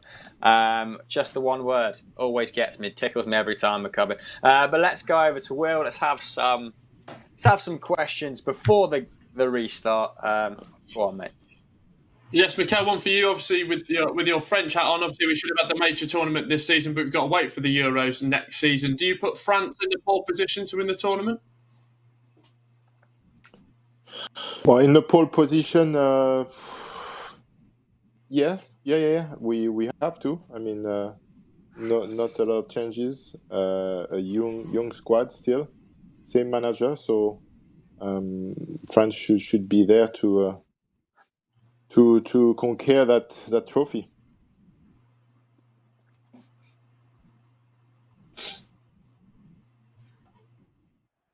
Mikael, I've just had a bit of a brainwave. We were talking about transfer targets earlier, and of course you are considering that role as director of football from Ed Woodward, which is a joke I'm definitely not going to drop. 100% not exhausted that yet. Who would you opt for over Jadon Sancho and Kingsley Coman, who has been linked? We don't know how solid the info is, but has been linked with Manchester United. Yeah, my only worry about Kingsley is the injuries, the amount of injuries he's getting. Not because he's not taking care of his body, just because that's the way he's been built. He's super fast, and his hamstring it was unfortunate sometimes, ankle issues. I mean, the Bundesliga is not easier in terms of demand and physique when Bayern Munich has a hectic calendar, a lot of games they play every season. But that's, for me, that would be really where I would be careful in terms of which player we should go for. I mean, on the subject of being careful there, Mikael, Manchester United almost got through. I said on the subject of being careful, what happened there? And Manchester United almost got in there. Yeah, great pass from Matic, Eden Anthony, it's a great comeback by Justin. That is an incredible intervention by James Justin. Well played, young man. Anthony Martial was in there after a lovely line-breaking pass from Nemanja Matic after he slalomed through Leicester's attack. And now Leicester on the attack. This is the second half we want, gentlemen. Here we go. This is the send-off that Football Daily and Football Social deserve. Jamie Vardy winning a throw-in in a good position from Lindelof. What were we talking about then? We were talking about Kingsley Coman versus Jadon Sancho. All things considered, McCubbin, say Jadon Sancho cost double and bringing in Coman meant you could bring in another player. Go on. Would you consider him instead of Sancho? Not really, to be honest. I think if it was another, potentially world-class winger, maybe, but I just think Sancho is that good that I think you just have to go for him. If for whatever reason you can't go for Sancho, then sure, go for Coman. But I think if it's a choice of getting in Sancho or getting in Coman and getting in maybe another midfielder or whatever, or just go for Sancho, I think you just go for Sancho, to be honest, because you might not get another chance at him. And whatever the difference is between Coman, whatever kind of leftover money you get from going for Coman, I don't think you're going to necessarily upgrade enough in another position in the way that you're going to upgrade that attack with Sancho. I think that you're safeguarding that attack for the next 7 years if you buy Sancho. Like, really, you are. You've got him and Greenwood as options on the right. So, I'm very much behind just going for Sancho. If for whatever reason Sancho's impossible, then yeah, sure, go for Coman. But I think if you're kind of prioritising squad building, I just don't think Sancho is a player to really scrimp on, to be honest. I think you just go for him. Coman has spoken. Get the checkbook out, Ed Woodward. Get Jadon Sancho Exactly. back to British shores on the right-hand side for Manchester United. And this game's restarted at a really nice pace. And Leicester look really fired up. So hopefully we get a goal soon. Both teams making errors in possession. But let's go back to Social Corner. And Will, I know this is quite ambitious, only 5 minutes in, but nothing's happened in the other games, no? Yeah, no, nothing as of note. Villa just going stronger to start the second half. Bruyne has scored for Manchester City. It's a goal, not the assist he wanted to tie Thierry Henry's record. But Chris, we'll start with you on this question. Do you think Leicester may actually benefit from the Europa League long term as opposed to the Champions League? No, not really. I mean, in terms of, and if you're going to be sort of generous, maybe in terms of they've not got much European pedigree, so building up experience, they've got a fairly young squad. It might be better for them to go deeper in a slightly easier competition and rack up that experience than face the likes of PSG, Juventus, so on, Barcelona, so on and so forth, and sort of maybe face a little bit of a battering. But Leicester, I think their transfer policy would change pretty wildly if they qualified for the Champions League. So they're not exactly strapped for cash, are they? The Champions League, like we said at the start of the show, is an extra £45 million, but it might mean retaining Maddison. It might mean retaining Chilwell. It might mean that you can, convince a young prodigy to give Leicester a chance and a guarantee that they'll be able to showcase their skills in club football's biggest competition. Europa League for them, they don't really make much of a leap at all in terms of maybe their perception or their finances, but it might serve some of the current squad okay. At the start of the season, though, Will, I think if you offered Brendan Rodgers a one-off game against Manchester United at the end of the campaign to secure Champions League football at home, he probably would have taken it. So let's not lose sight of how much progress has been made. Lovely stuff. I actually said to you, Chris, that Leicester would finish top four, and you called me stupid. And I've got that on video, which I will be putting out online tonight. That doesn't sound like something I'd say to you as one of my most valued friends, mate, on the football side. I don't think we were friends at the time, but that's a personal issue. We will work through it. Lots of questions flying in. There's one here. We'll start with you, McCubbin. Let's start with you, McCubbin, because you are, I guess. No offence, McCubbin. Tom says, what do United need to change for the second half?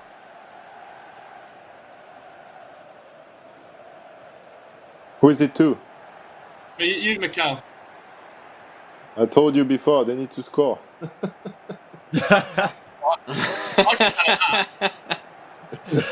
It's simple football, you need to score. What else do you want?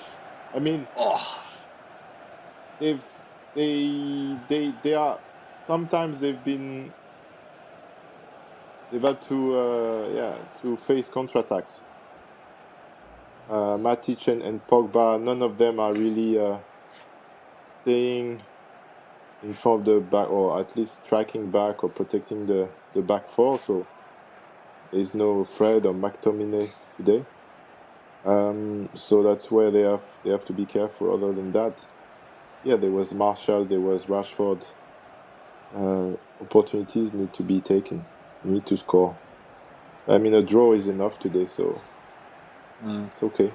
No panic. Will, you really need to dictate your questions to people a lot more clearer, because I don't think Mikael's going to take any more of that, mate. To be perfectly honest, I'm going to give him your location, and you're going to get 2-footed if you ask such a basic question again, mate. Was scoring goals. I might get into it myself. Silvestre and Yapstam are going to come round your gaff, mate, and turn you into dust. I'll take it, but I've got 2 Villa fans in there that are primed and ready to go. So if we want a 3-on-2 handicap, I'm ready to go. Oh, good stuff. Leicester are actually looking. McCubbin, I'm hoping that Man United. I mean, you've picked up on this. Ollie's played the same squad an awful lot. Paul Pogba, there's been a massive onus on him to play a lot of football, despite not having racked up an awful lot of minutes prior to the lockdown. I'm hoping that Manchester United are tiring out now, because Leicester are looking a little bit more prominent at the start of this second half. Yeah, and I mean, you've got Iosi Perez coming on there. Oh God. Yeah, I think United might tire. Although, to be honest, in the last 10 minutes of that first half, I thought United looked way more together up front, especially the passing was coming together. You saw that Matic ball for the Martial chance. I think United actually looked better, and yeah, for sure. Generally speaking, they've looked a bit tired, and of course, as we saw with the West Ham game, it's questionable whether how much trust Ollie really has on his bench. He only made 2 subs on the night, despite a lot of tired legs on the pitch. So. It's pretty obvious that Solskjaer is not overly keen to change this team up. Having said that, I think this lineup is looking brighter towards the end of the first half and the start of the second. So I wouldn't be changing anything at this moment in time from a United perspective. But I think if it gets to 65 minutes and the pace drops, then you could maybe bring on Fred in midfield or perhaps McTominay just to steady the ship a little bit, because if it does stay 0-0 for another 20-25 minutes, then United do need to start thinking about protecting that draw. As much as it pains me to say it, because that's going to be real squeaky bum time in the last 10 minutes, and I really do not want that. Protecting draws against Manchester United. You're supposed to be a purist, mate. You're also a Barcelona fan. I am protecting draws of the King Power. Shocking. Mate, we've got to get UCL by any means necessary, and I do not want to be watching Europa League with that obligation to win it. I just want to enjoy watching the Europa League. But no, I think that's the tough thing with United is that the bench really isn't strong enough, or at least there's not the players on the bench. I don't think that just easily slot into this team. I think that this team functions very well as it is, and there's not. You don't look at that bench and be like, okay, they can just do that job. You can bring on Agallo if you need a little bit of more presence up front, but he's not going to do the same job as Martial. You can bring on McTominay, but he doesn't have the passing range of Matic. There's not really any upgrades on the bench. There's not really necessarily anyone who's going to make a huge difference on the bench, I don't think, at least on current form.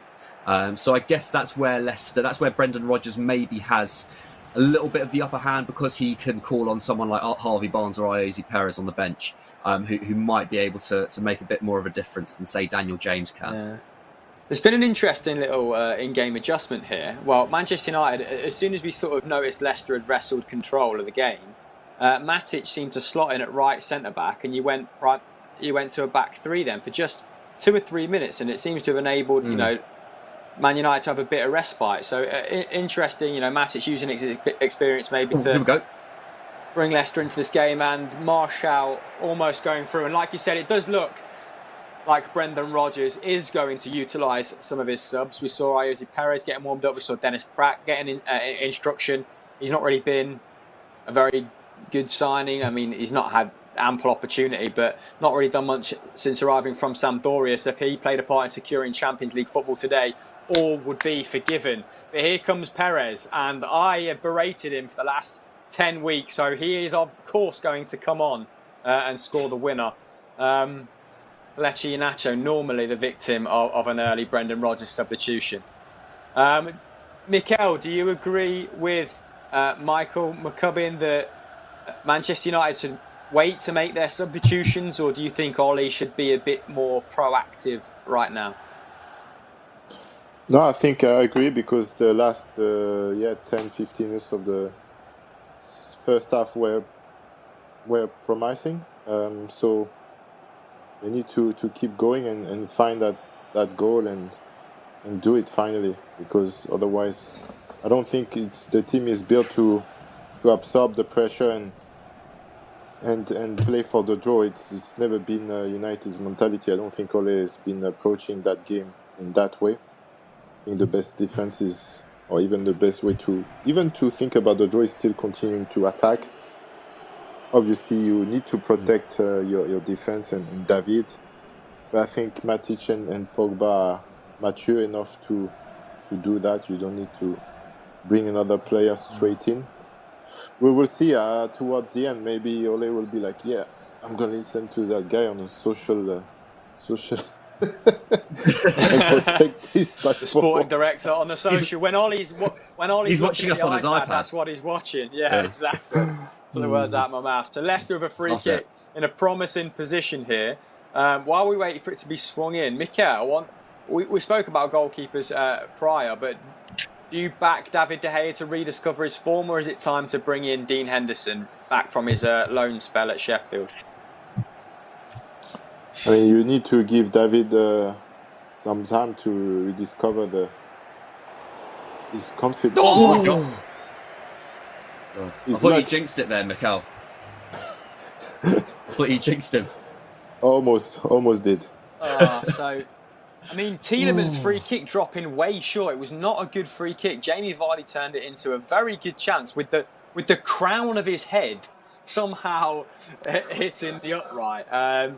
And an orthodox header, but it was effective and a sign that Leicester are growing in confidence in this game. We were talking about Dean Henderson and David De Gea. So you're saying that, I mean, David De Gea has done enough. David's been the best player for 4 seasons in a row, 4 or 5 seasons in a row, which is, by the way, not a good sign when your goalkeeper is the best player at your club. Yeah. So he has that credit, you know. Yeah, me. As much as I like to pretend that I'd love to see Brendan Rodgers in the Europa League, I do want Leicester to win, heart of hearts. I'd love Brendan Rodgers back at Celtic Park for an away night in Europe. That'd be absolute carnage. Oh, Youri Tielemans passing up a good opportunity. Decent build-up play by Perez. Leicester again looking much more proactive. Let's hope these changes actually come to something, amount to something. Will, what's happening in the other games and what's happening on Social Corner, buddy? Yeah, lots of goals coming in. Newcastle are losing now. Van Dijk equalised for Liverpool and Divock Origi has scored for them. Southampton have equalised against Sheffield United, but it's not Danny Ings, it's Shea Adams, so he needs a goal to get himself up there for the old golden boot. And then in the relegation battle, Aston Villa holding on at the moment. It's been quite a dominant second half performance by West Ham. They're pushing heavily. A goal for Villa would just make things so much easier for them. And Burnley have equalised at Brighton in a game that, if anyone's watching it, you'd either be a Burnley or a Brighton fan. Lots of questions coming in. There's one here from Schalke. For you, McCubbin, are you excited to play Leeds United next season? Since we last spoke, obviously, McCubbin, they're back in the big time. Leeds. Yeah, I am excited. Sorry, what did you say? Sorry there, Mikael. The question's for me. Yeah, great fixture. Leeds United, top club in the Premier League. It's great to see them back and to have them be part of that crazy league. You know, crazy fans, but good. I mean, good as a opponent, adversary. I think Leeds is a tough ground to visit. but it's so much. It's so much. They bring so much excitement to the game. They sing the entire time. They are tough with the opponents, but doesn't matter. It's for the benefit of the game. I love Ellen Road. Like a 50-50 in the mid-noughties, Mikael Silvestre snapping that question up. McCubbin, what about you? You're starting to answer. Yeah, about Leeds. Go on, mate. Yeah, no, I broadly agree. To be honest, I'm buzzing to see them back. Which I know there are a lot of United fans online, especially, who seem to think that looking forward to playing Leeds in the Premier League is a cardinal sin, and you should just kind of wish them to eternally be in the depths of the Football League. But I don't agree at all with that. I think Leeds are a massive club, or at least they're one of the bigger clubs in English football history. They share some great rivalries, especially with United. They've got a manager, Marcelo Bielsa, who a lot of us have been really anticipating in the Premier League. I never really thought it was going to come. I thought it would be too good to be true. But to see a manager of his stature come into the Premier League in this fashion, it's just great to see. And that was not good. Was that Paul Pogba who gave that away? I'm not sure, but yes. But yeah, I'm buzzing. Like mainly for Bielsa, to be honest. It's going to be great to see him, manage in the league and manage against Pep Guardiola, who he had such a big influence on. I think it's good for the Premier League ultimately to have Leeds in there. Yeah, agreed. Just watching this situation unfold. No, it is a goal kick. So you mentioned you enjoyed playing at Ellen Road there, Mikael. What were some other games? And I also noted that you scored on your you scored your first Arsenal goal against Tottenham. So I wanted to ask you, which derby did you prefer, the Manchester derby or the North London derby? The Milan derby. The Milan derby. Oh. What was the atmosphere? Was the atmosphere special at that one, or yeah. Are you just trying to play with me? You're toying? No, very special because the animosity between the fans is crazy, and the build up to the game. I mean, both games this season. Living in Milan and being part of that is really something special, because people, over there, it's football is the life of a lot of people. So I'll tell you one story. I went one day to park my car just going shopping in the center of Milan. Go to park my car, usual spot, and it's someone who's parking the cars. And that person that I talked to from time to time, he went and said, "I don't feel good. Really, this is difficult for me." So I got scared. I was like, "Oh, what's going on? He's got health issues." And he said, "The team is playing so bad that I don't feel well at all. Like, he's getting into me." I could see his face. I was, oh my God. So that's how they live football. It affects them so much, and you keep hearing about those two games the entire season, the entire time. You go shopping, they look at what you have in your trolley, make sure you eat healthy food. I mean, it's mental. So that was obviously a special derby, but do you remember any special fixtures? Is the one that stands out in your mind, maybe on English shores in the Premier League then, that you remember, for fond reasons? For fond reasons? It can be either. It can be either. Just one that sticks out in the mind, for the right or wrong reasons then. No, the Ellen Road visit with United, my first visit and my second visit there. I mean, you're on the bus and people are telling you, be careful, they're throwing stones. So, what's going on? Yeah. Where are we going? And then, I was playing sometimes left back, so you go pick up the ball and the crowd is just hammering you with a lot of insults.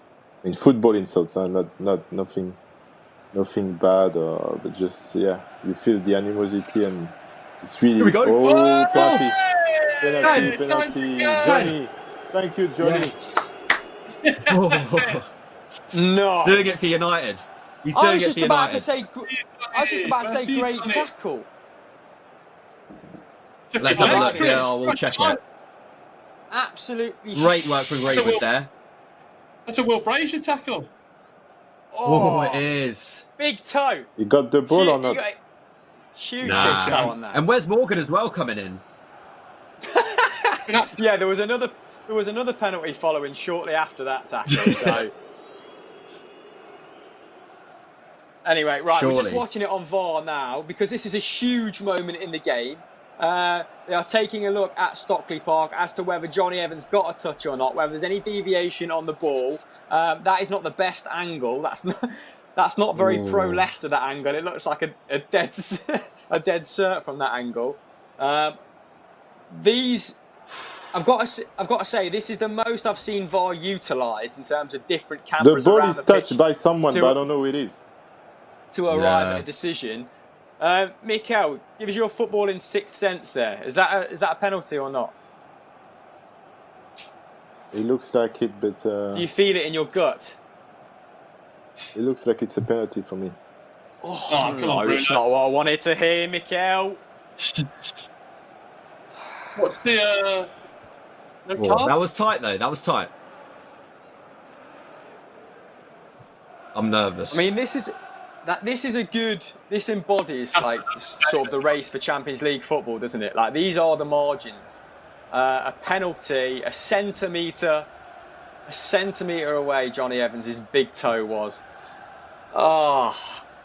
We'll be sending a text to Johnny McNally. Thank you very much. Thank you very much, this goes Johnny. in, I will be. Bruno's been lethal from the spot as well, hasn't he? Mikael, you're backing him very quickly. Yes, of Thanks, course. Johnny. Answering fair enough. Oh, Yes! for God's sake! Cool as you like. Loves it. Look at Mikael there, composed to the top right, not even flinching. Winner. Bruno Fernandes converts yet another penalty. Manchester United steal the initiative in this race for Champions League football. But that's not the only goal, Will Brazier. Would you believe it? It's Arsenal 2, Watford 3. Danny Welbeck coming back to haunt his former side. And it's 3-2. Is that the score? The 3-2 to Arsenal. Arsenal 3, Watford 2. What did I say? Have it. It's He said You just Arsenal 2, announced Watford that Watford had overturned a 2-goal deficit, mate. That was an absolute scenes. They might be on the way. Arsenal 3, Watford 2. Danny Welbeck scored. Wow. It's not over yet down the bottom. What 30 seconds on the Football Social. I'm pretty stunned. Bruno Fernandes obviously been prolific from the penalty spot. Hasn't had his best game in open play, McCubbin, but Nah. what do you do? What do you do if you're Ollie here? Shut up shop. Now we know that you're a conservative, manager, McCubbs. No. Go for 4-0 now, I reckon. Go for 4-0 now. I mean, at this point, Leicester have to score 2 in 20 minutes, so they're going to be throwing everything at United. Obviously, stay composed. Stay organised. But just seeing the Welbeck goal there. But I think just play the same game. Leicester are going to come at United way more. There's going to be more opportunities to break now. Just keep on going for it. And capitalise on those mistakes. That penalty was made from Greenwood capitalising on the mistake of Hamza Chowdhury. So let's just keep at it at this point. There's no real reason to change game plan at this moment in time. Which is the complete antithesis to Brendan Rodgers' approach at the minute, as he makes a triple substitution. Damari Gray, a prolific substitute for Leicester. He's actually been... his end product's gone missing in seasons gone by, but he's been pretty good since lockdown was lifted. Pratt and Harvey Barnes have also come on as well. Harvey Barnes having his best season to date, and if he can salvage something here, then I think Leicester fans will be up in arms if he's ever dropped again. Oh, come on, Leicester. My girlfriend's dad's going to be on the phone to me after this, Mikael. My girlfriend's dad's a Leicester fan. I'm anticipating a half an hour phone call of just moaning and groaning. Do you think Manchester United deserve to be in the lead, Mikael? I think they've had more chances than Leicester. But then in terms of content overall, I mean, Leicester has a decent game as well. So it's tight. It's 1-0. Reflects the game really. But now, everything changes because Leicester has to score. So if United play smart, they should take advantage. If they don't put their pedal off the gas, they should score another goal at least. Sure. I was going to ask Mikael. We were talking about derbies earlier, and your debut for United was at Anfield for Liverpool, Man United. And obviously, you're talking about the Milan derby and stuff. Did the Milan derby set you up well for such a difficult first game? I mean, that there don't come many more difficult games than going to Anfield. Yeah, I mean, I didn't realize what was happening, guys, because I arrived on Thursday evening in Manchester. I trained once Friday morning, and the next morning I was playing at Anfield. So I didn't know my teammates' names, and it was arms. Easy stop for David. Oh, come on, Harvey. Easy in the end. His goal-scoring form has escaped him since the lockdown. Not the first big opportunity he's passed up, but definitely one of Leicester's brighter sparks in a bright season. Oh, come on! I'm trying to pick myself up here, Mikael. I need a Ferguson half-time team talk just to tell me to stop being pathetic. Pull it together. I don't think Leicester can do it, to be honest. Why have you got to be like that, Mikael? Can you try? I want you to be prepared for your talk with your father-in-law. Yeah, Mikael, it's one of those where you just put him on loudspeaker and just leave him on the kitchen counter while you make yourself a little snack, little coffee. Oh, Leicester have got a free kick in a promising position though. What did you say? Sorry, Will, mate. Get that across and send it to the in-laws. I'm sure they'll be delighted to see your attentive calls. He'll be buzzing just to be on it, mate. To be honest, he's Football Social's #1 fan. Amari Gray taking a free kick for Leicester out on the left-hand side. Let's hope it's better than Tielemans' delivery. Straight out into touch. I've had just about enough of this. Right, okay. Let's go over to social corner, Will. Yeah, well, we've got Damari Gray on stream. Obviously, Birmingham alumni. And one Birmingham alumni making the news this week, Mikael, was Jude Bellingham. And obviously, they've retired the shirt at Birmingham City after one season, 44 appearances and 4 goals. I just wondered what your take was on the whole debacle, let's be honest. Are you serious? Yeah, you not seen the news? About the shirt? I thought it was... No, it's true, that, mate. Yeah. Welcome to Birmingham, Mikael. That's a bit over the top, I think. I heard they retired it, Mikael, because he signed a new contract when he didn't have to, which meant that Birmingham City got a transfer fee for him. But if that's all you have to do in Birmingham to get a number, then maybe you should get your boots back on, dust them off, Mikael, and I think you can put in 30 plus games in the Championship next season. That's a nice gesture if that's what it meant to the team, to the club. It's nice, but a bit weird as well, though, isn't it? Yeah, no, it's weird at the same time because that's not what you expect, definitely. It's nice and weird at the same time. Nice and weird. So, would you be interested in joining us as a manager next season, Mikael? We've got an open vacancy at the moment. Manager? Well, on the social... Yeah. No, Birmingham City. I'm not sure he knows who one, Birmingham mate. City fan will. Birmingham. You fancy that? Are you trying to think of where Birmingham is, Mikael? No. I was just thinking about Peaky Blinders. Nice. There we go. All right. Welcome, Mikael. Go on now! Oh my for God. God's sake! Oh, absolutely scuffed that. And it's How literally many- exactly I mean, like in Birmingham. that was Wes Morgan, to be fair. Oh, where's Morgan in the Trekker Easter roll? I do love it. feel like in this game, Leicester, the best chances there have been so many chances where it should have been Vardy in that position, and yet it was Tielemans, or in this case, Morgan. Yeah. I mean, I have no idea what Wes Morgan's doing there. Maybe Brendan Rodgers has just gone full Tinkerman. I mean, his ethos at Liverpool was like anyone's a left wing back if you try hard enough.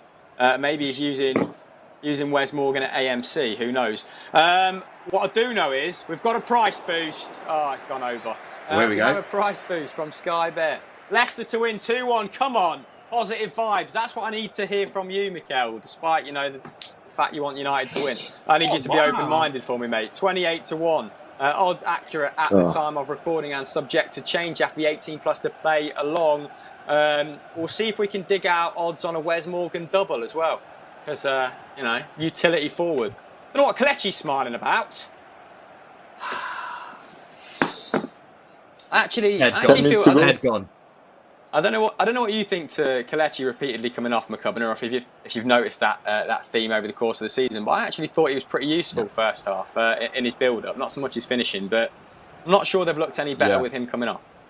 No, not particularly. I think Leicester have looked the second best team generally in the second half, whereas in the first period, I think going forward at least they looked a lot more together than United did. And yeah, Kelechi is a big part of that. He's pretty creative. He's an intelligent runner, and yeah, I think he was one of Leicester's better players in the first half. So for sure, I think Brendan Rodgers clearly is just trying anything at this point, because it is it's pretty desperate times. You need 2 goals in 10 minutes.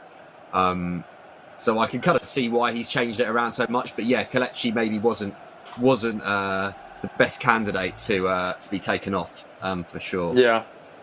Obviously, we've got the gift of hindsight. I was more talking about the repeated, the same substitution time and time again. I am hearing from a gallery that Wes Morgan to score is at very healthy 66-1. So if anyone fancies a Queen's nose, which is 50p, I'd recommend that.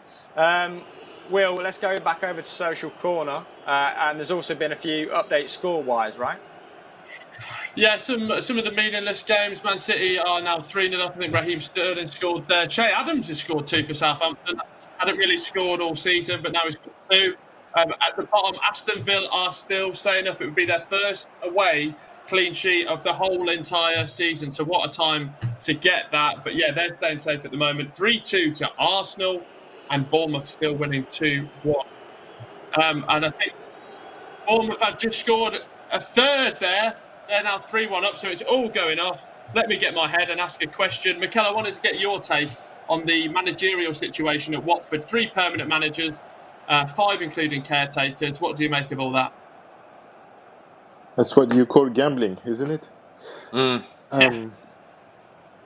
No, it's tough. I mean, for the managers to come in and have an impact. Okay, you might have an impact on the first few games, but then if you're not being given the time to establish your plan and to deliver, what can you do really?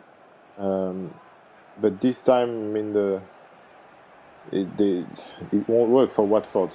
It doesn't look like it, unless there is a miracle. But yeah, it's Demarai Gray. All right, great man. Give me that. That's where you want to see Remote Demarai target. Gray in between the fullback and the centre back. A lot of the time, he's sort of doing really odd step overs, you know, on the byline. The corner. Perez, what's No? Perez Okay. done since he's come on? I'm bored. Ah, I'm should have been a borderline corner. losing my head here. It should be a corner. You're right. Sorry, were you halfway through answering the question there, Mikael, before the opportunity No, so presented yeah, itself? for all the managers involved this season, it's a nightmare. It's really a nightmare because you can't do anything. You can't win this. And then you're gone.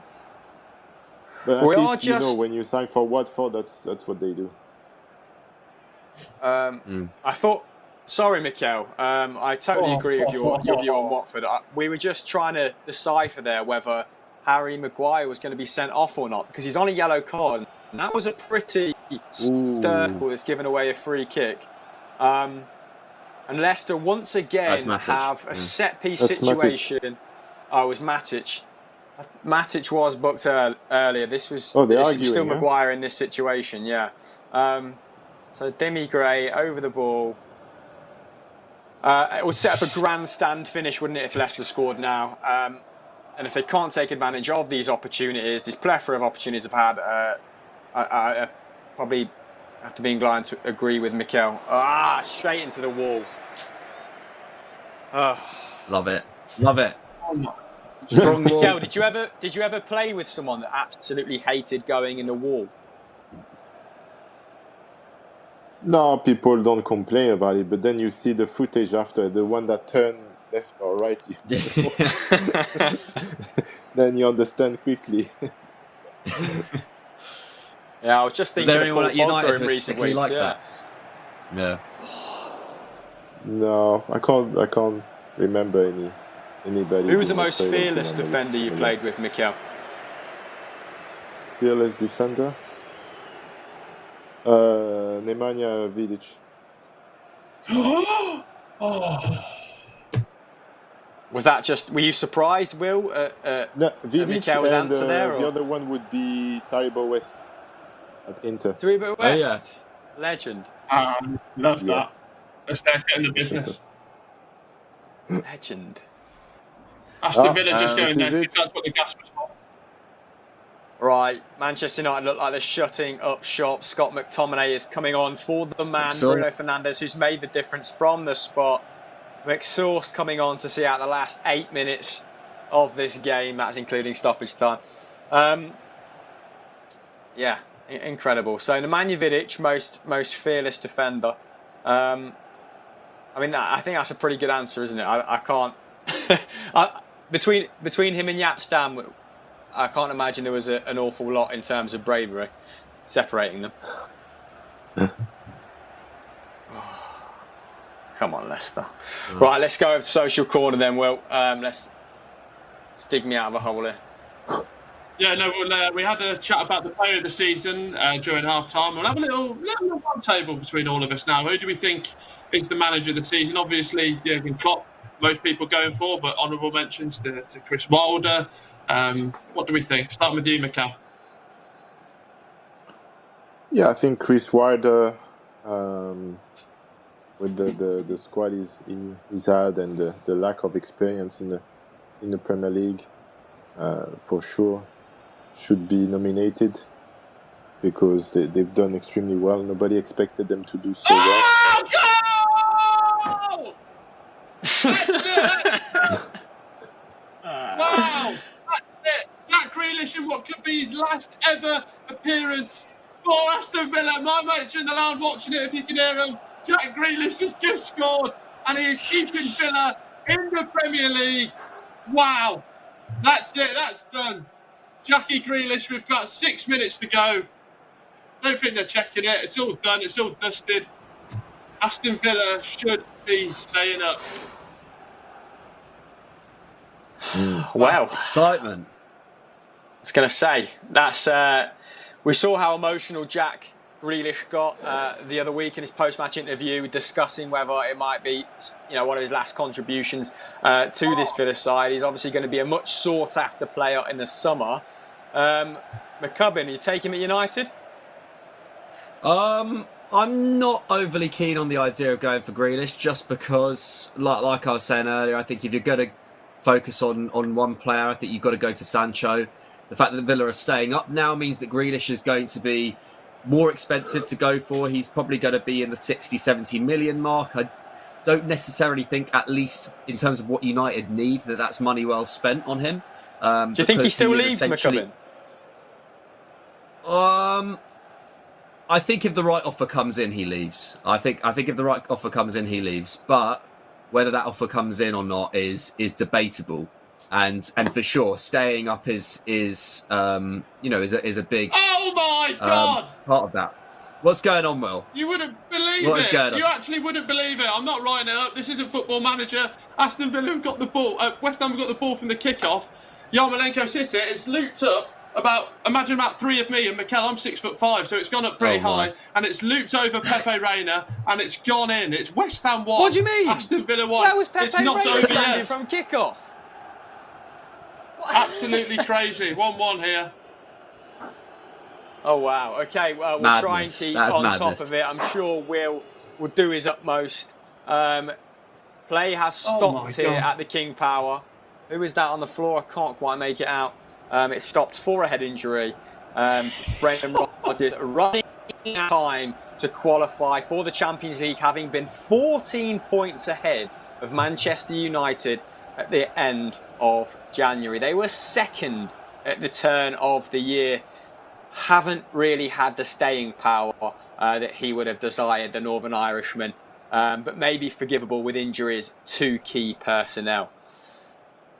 Oh, breathless last 5 minutes.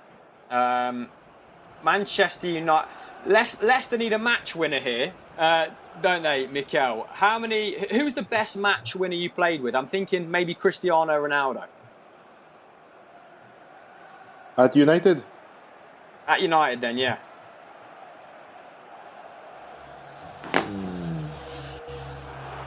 Yeah, Cristiano. Yeah.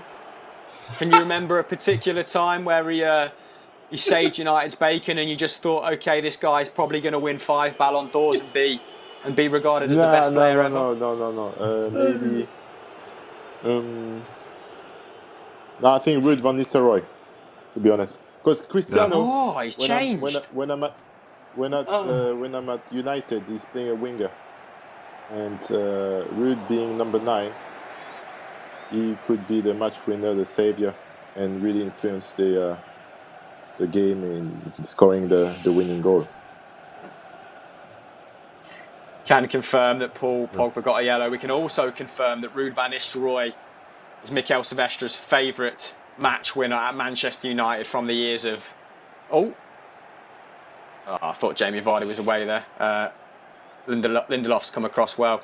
Okay, Ruud van Nistelrooy. I mean, treaded a very similar path to Ronaldo, but what made Van Nistelrooy so hard to mark, Mikael? Full of tricks, and in the box, you could create something with no space, really. Standing, didn't need a lot of time to trigger and have a shot on target. So he scored.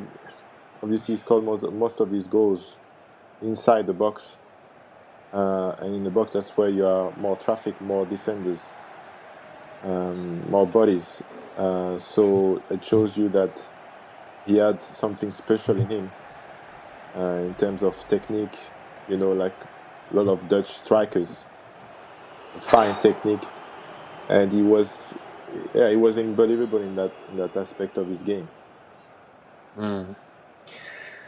And Leicester's idea of a comeback, is gradually getting more unbelievable as well, isn't it? So much so that Kasper Schmeichel has joined the attack. That's what we love to see on the Football Social. Throw the keeper up there, get a centre-half up front as an auxiliary number 9. All the classic fan tactics. Absolutely chucking the kitchen sink it. It looks like he's going to try and block De Gea's view by the looks of it. He's the furthest forward. Listen, if we can't quickly get a price boost on Kasper Schmeichel to score, then you guys aren't working hard enough behind the scenes, I'm afraid. Oh, chance gone. No? Foul. George Hurst came on earlier in the game for Luke Thomas. He does look a lot like James Wayne, which any Football Daily fans will know about, but it's quite disconcerting. Oh, fine margins. Will, can you ask a question? Because I'm finding it increasingly hard to hide my disappointment. Yeah, well, we are just a little relegation update. So if West Ham score in the next, we've got stoppage time. So if West Ham score, they will send Aston Villa down and Bournemouth will stay up. That's just a little relegation one. So there's lots on the line as we go into all the. He's got his board 4 minutes left there at Villa. But also with Manchester City 5-0 up, Mikael, I wanted to get your thoughts on what is Premier League legend David Silva making his last Premier League appearance today. What has he brought to the league, and how highly would you rank him? Oh my God! Straight red. Evans is off. Doing it for United once again. He'll be shaking Solskjaer's hand on the way off. Johnny Evans, who has had, I don't know if that's a straight red or a double booking. We can confirm that for you very shortly. Okay, it's a second yellow. Well observed, McCubbs. I think so at least. Yeah, it must be. Oh no, I don't know, man. That could be straight. It was a committed first tackle. Yeah.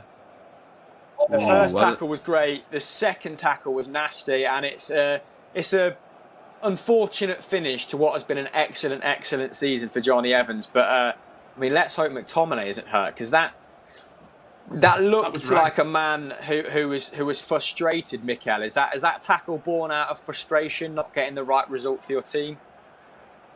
A little bit, but I don't think Johnny is that type of guy, so I don't think it's bad at all. I think McTominay is playing the card of the team who needs to win time and throw things down. So that's it for me. It's nothing much. To be honest, I don't think that tackle is really impressive. He's going to be there. fine. We have it. There's the difference between someone that's played Premier League football. Mikael saying that's nothing. Get up and get on with it. McTominay's wasting time, and there's me saying it's an absolute horror challenge. So, happy to go with you. Johnny didn't have a lot of speed, when he did that tackle.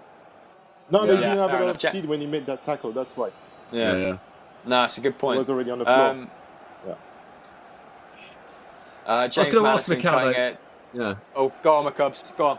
I was going to ask you. You were chatting earlier about about Nicky Butt telling you about Mason Greenwood and obviously Johnny Evans is another player who came through the ranks at United and they've got a great history of bringing through youngsters through the academy. Have you been kind of keeping an eye on what's been going on with the United academy under Nicky Butt's kind of stewardship? Yeah, under Nicky, there is also the other former teammates, Quinton Fortune, who's an assistant with the under 23s now. So it's always good. I watch youth league football, and there is again promising players coming through the ranks, but there's not enough space in the first team squad to integrate them all at the same time. So that's the only problem.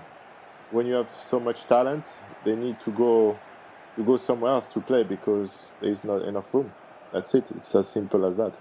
When the Nevilles, the Butts, the Beckham, Giggs scores were there for 10 years, it was tough for the other ones to break in because the spots were already taken.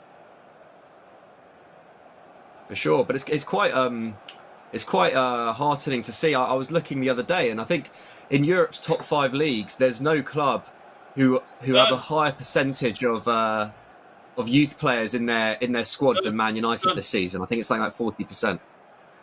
Yeah, it's a tradition, and it's part of the club's DNA. Really important. Yeah.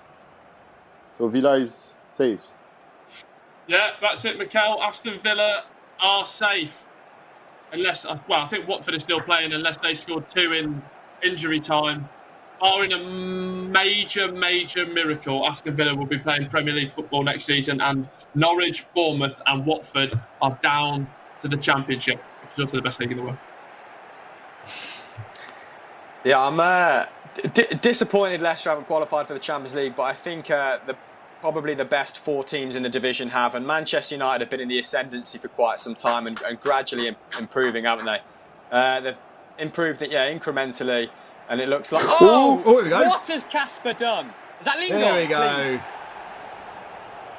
It'd be great if Lingard gets his What first about goal that? of the Jesse season. Lingard. Yes, that's his first goal in Player of the ages. season, Jesse Lingard. You know what? Love that.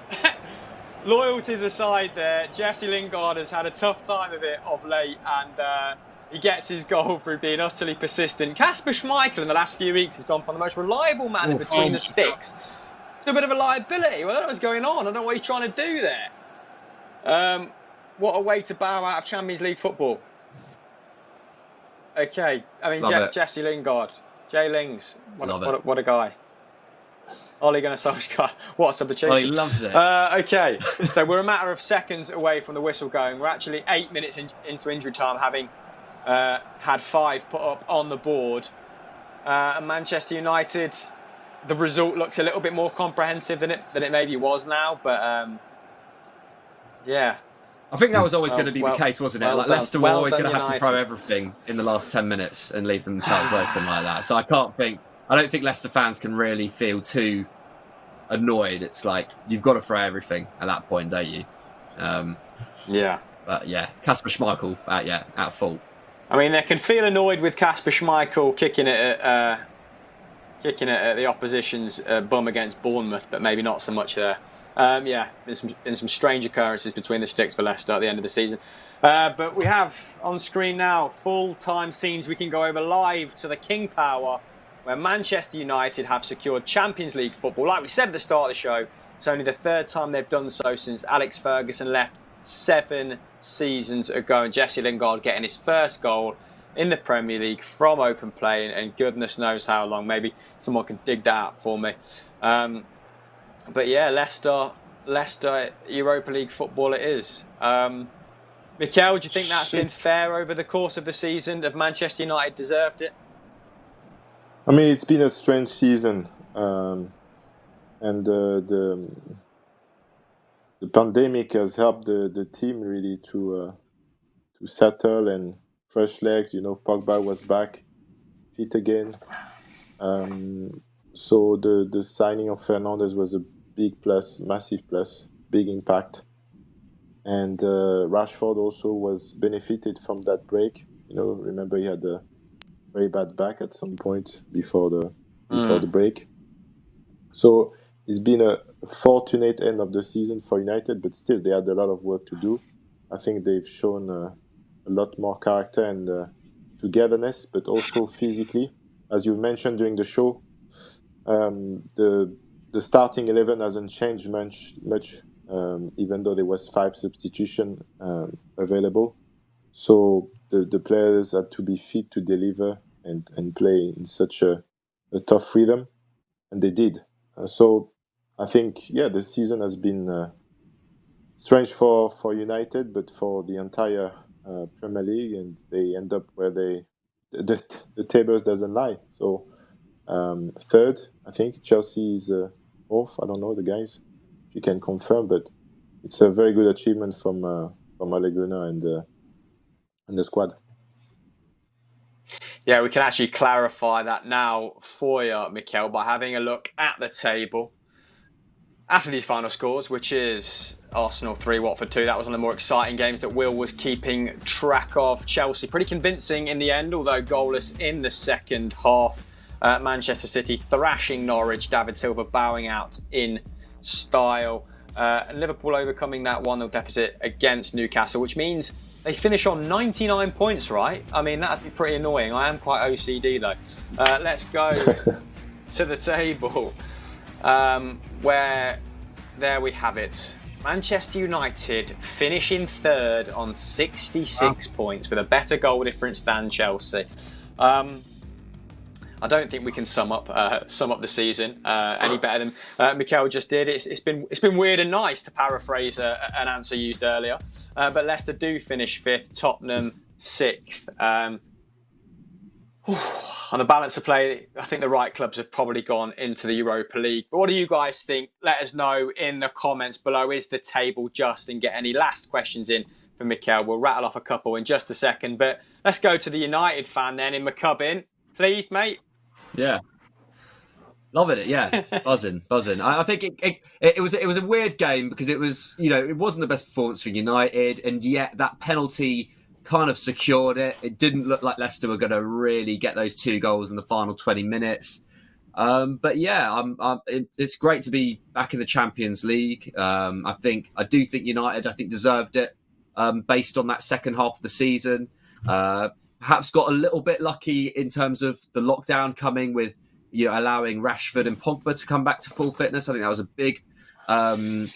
a big plus. But at the same time, United went into that lockdown in really good form as well. Bruno Fernandes was such a revelatory signing that form was really starting to pick up. So I think all in all, based on that second half of the season, I think United deserve to be in that third place. Like the goal difference alone, I think is really impressive considering where it was back in January.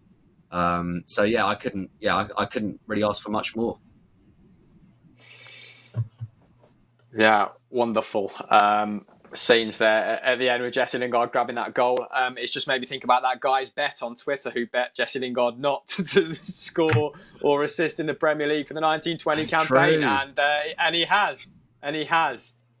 Will, that's the sort of thing that you lap up, mate. But what are you lapping up in the comments? Have you got any questions for us to see out the show? Yeah, lots of shouts coming in for man of the match. Mikael, so we'll start with you. Who was your standout performer?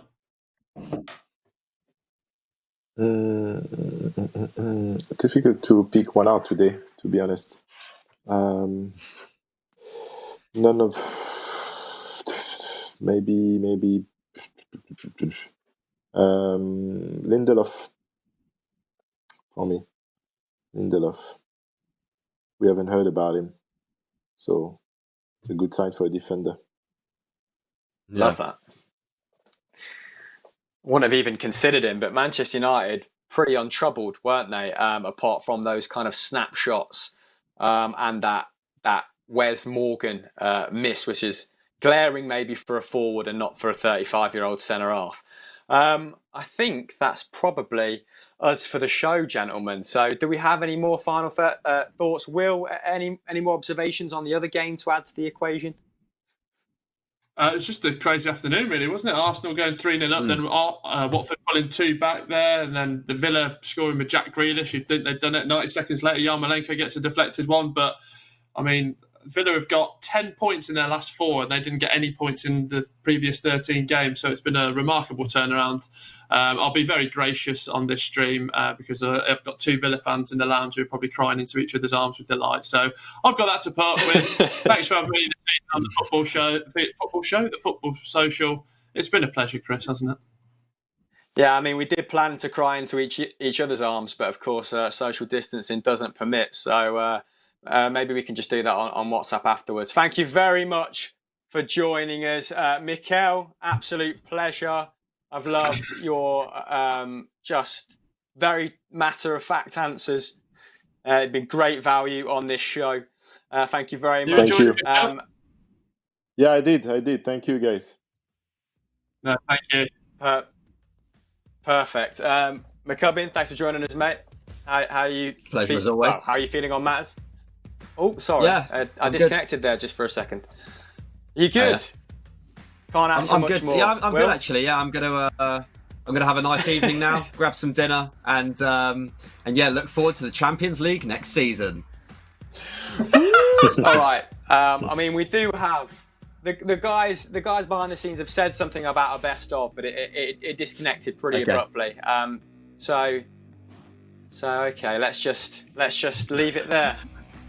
Thanks. Bye-bye, guys. Thank you.